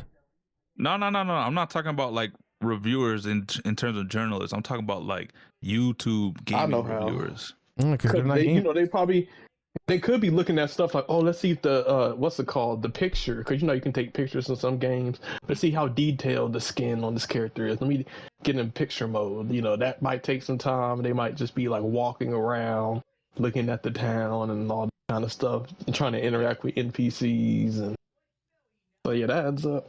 I mean, you know what? This game was supposed to be a sequel MMO to Black Desert, so the fact that the world is this big, I'm not surprised that it's taken everyone so long to get past the prologue, but still. Well, this was supposed to That's be just an amazing. MMO? Yeah, and they it was supposed to be like within like 2 years of the development, they switched it, and they're like, no, People we're are never gonna make happy. it single player. If a game is too short and only 15 hours, it's too short, need more content. I spent $60, $70. I should at least get 70, 80 hours worth of gameplay. All right, then there's a $80 game that you get 300 hours of gameplay. Oh, it's too long. It's too big. Whoa! I don't mind a game being long. Hey, yo! Oh, hold on. I said a game being long. Caleb said it was too big. Pause. Shit, bro. What it was referring to, y'all know. Yo, Gerv, I never heard that But in a minute. I think if this is a game, you're definitely gonna get your money's worth of content. I think so too. For sure, man. For sure. Mecha Dragons is crazy. So it's gonna be very interesting, man. I don't know. We got to see if it's gonna be No, I'm gonna be really upset. with instant Game's game ass. of the year. contender. We'll see, man. Yeah, this and Resident Evil so far. But the fact, like I was saying, Angel, the fact that this was supposed to be an MMO and they switched like I think it was 2 years or 3 years into development and making it solo. That's why the game's so massive, like the world at least. Mm-hmm. I wonder what made him change. Fortunately for me, I don't even know. Fortunately for me, because I can look worked it up so real quick. much recently, I got 10 days off of work, man. So Damn. I'm Okay, now. going crazy. And then I'll put the video before all of us. First, right? I won't spoil anything. Obviously, everything I say. You gonna beat the game on easy mode and then tell us, oh, That's crazy, Sammy. That's crazy. You know, I don't maneuver like that. And then he go No talk hate shit to about those us. that do. Oh, you guys are pay to play. That do. No, he ain't said that about us. He said about Angel specifically. But yeah, that person is taking off my name. Talk about 1 week. What the fuck? Yeah, you got 1 week in your name. You know, you just fucking gassing me up. That's all you doing. You glazing me. Hey man, listen. Shout out to my boy. But hey, I guess. Go ahead. This is why I like it when games only have one difficult. Like it's a hard game, and the developer decided, yo, everybody's got to play on the same difficulty. Because I don't like it when there's like a game, an action game that's supposed to be challenging, and then people play on easy or story mode. Like there's like story, easy, normal, hard, extreme, or whatever. It's past extreme, and you got people playing the game on story mode. Like that's so like. I mean, some people, that's how they enjoy the game, man. I mean, that's their prerogative. Not for me, but I understand everybody has a different, perspective. Everybody have different skill. So, Caleb, some people might not be able to have the reaction time you do, man. You might just be that much more skilled than them. Man. But the problem I have is because is they play on story mode or easy, and then they get on reviews and talk about, man, the game was too easy. It wasn't very challenging boss fights. Like you're playing on easy, maybe that's. It's like you ain't really experienced the boss fight. You playing on easy, talking about the bosses were too easy. I breezed through. Yeah. All right, tell us what difficulty you want. Someone saying that, the game was easy. I just beat in like 2 days. I'm like, here I am struggling to go through a parry system on the hardest difficulty. You tell me you beat the game already? Yeah, it's like you're. They make the game was intended, bro. The hell out of here with that shit. And and in the process try to spoil the game for me. Like I had to not look at the group chat anymore, like for a whole week because of him. It's just his name, but that's why I get it. But I think more often than not, man, people. Oh, dude, I don't know the gaming culture, bro. Right now, I'm not happy with it. I'll just say that.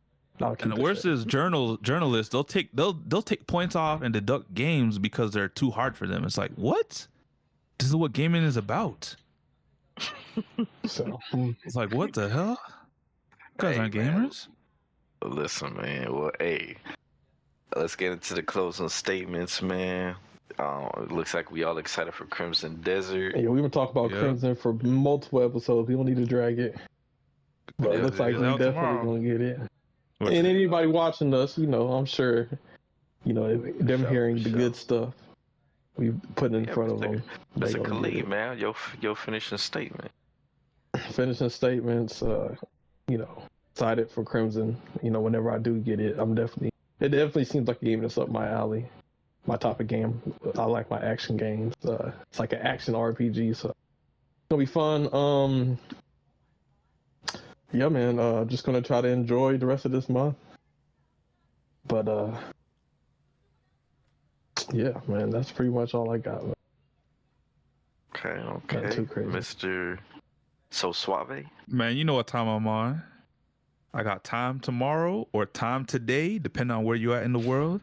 And I'm going to be playing this game. I've been holding out for this game, waiting for the last 6 months, 6 years patiently since it first got announced back in 2020 by Pearl Abyss, because I came from a game called Black Desert. So for me, this was a shoe-in. Like, I was like, no, I'm playing this game too, and it's gonna be like a MMO style game. And then ultimately they turned it into a single player game, and then my eyes went wide open because I was like, shit, it's now a single player game.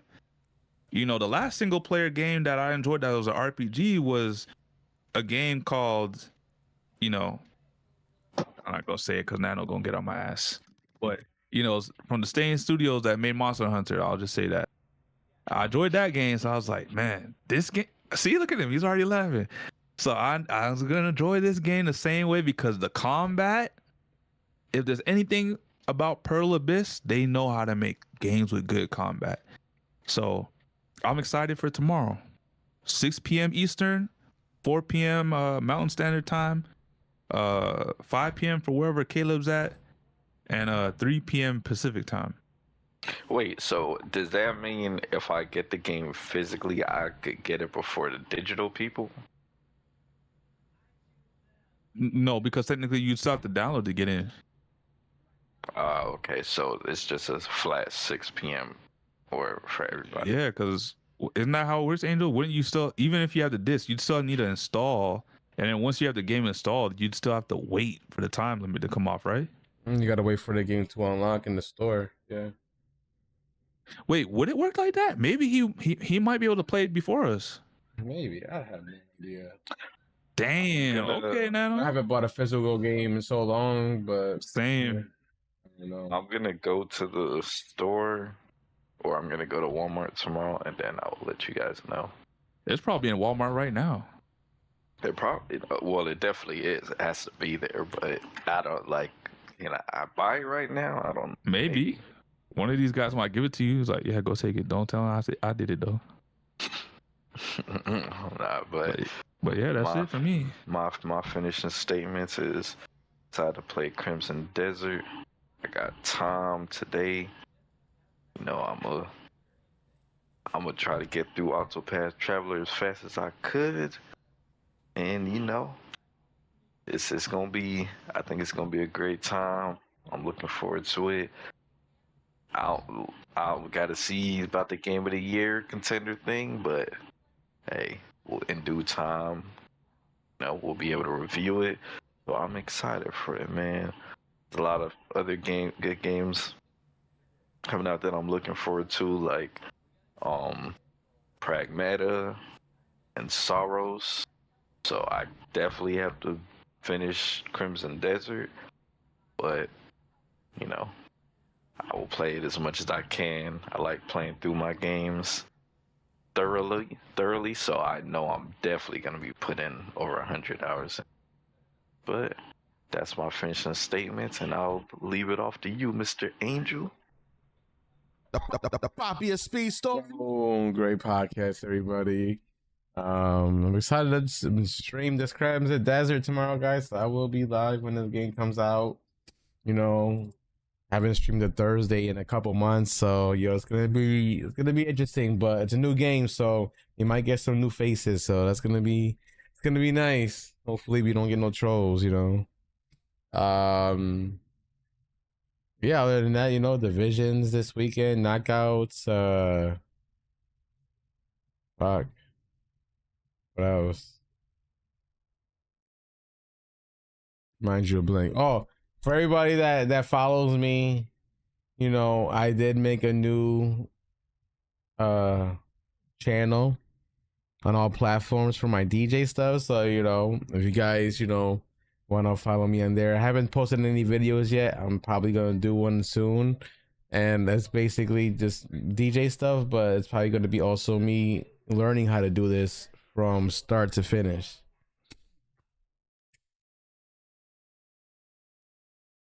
Other than that, I hope you guys all have a fantastic rest of your Wednesday. We'll see you guys next week for some more gaming news. And again, don't forget to like, subscribe, hit the bell to get notified whenever we go live. And have a great rest of your night. Yes, sir.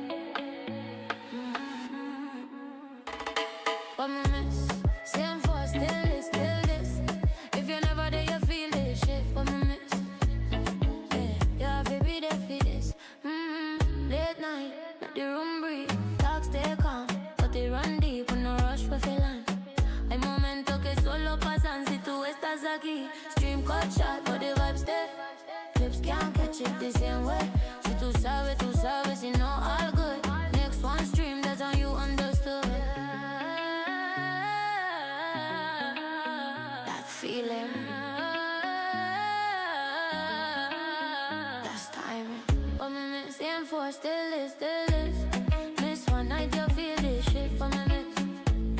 Yeah, you have to be there for this.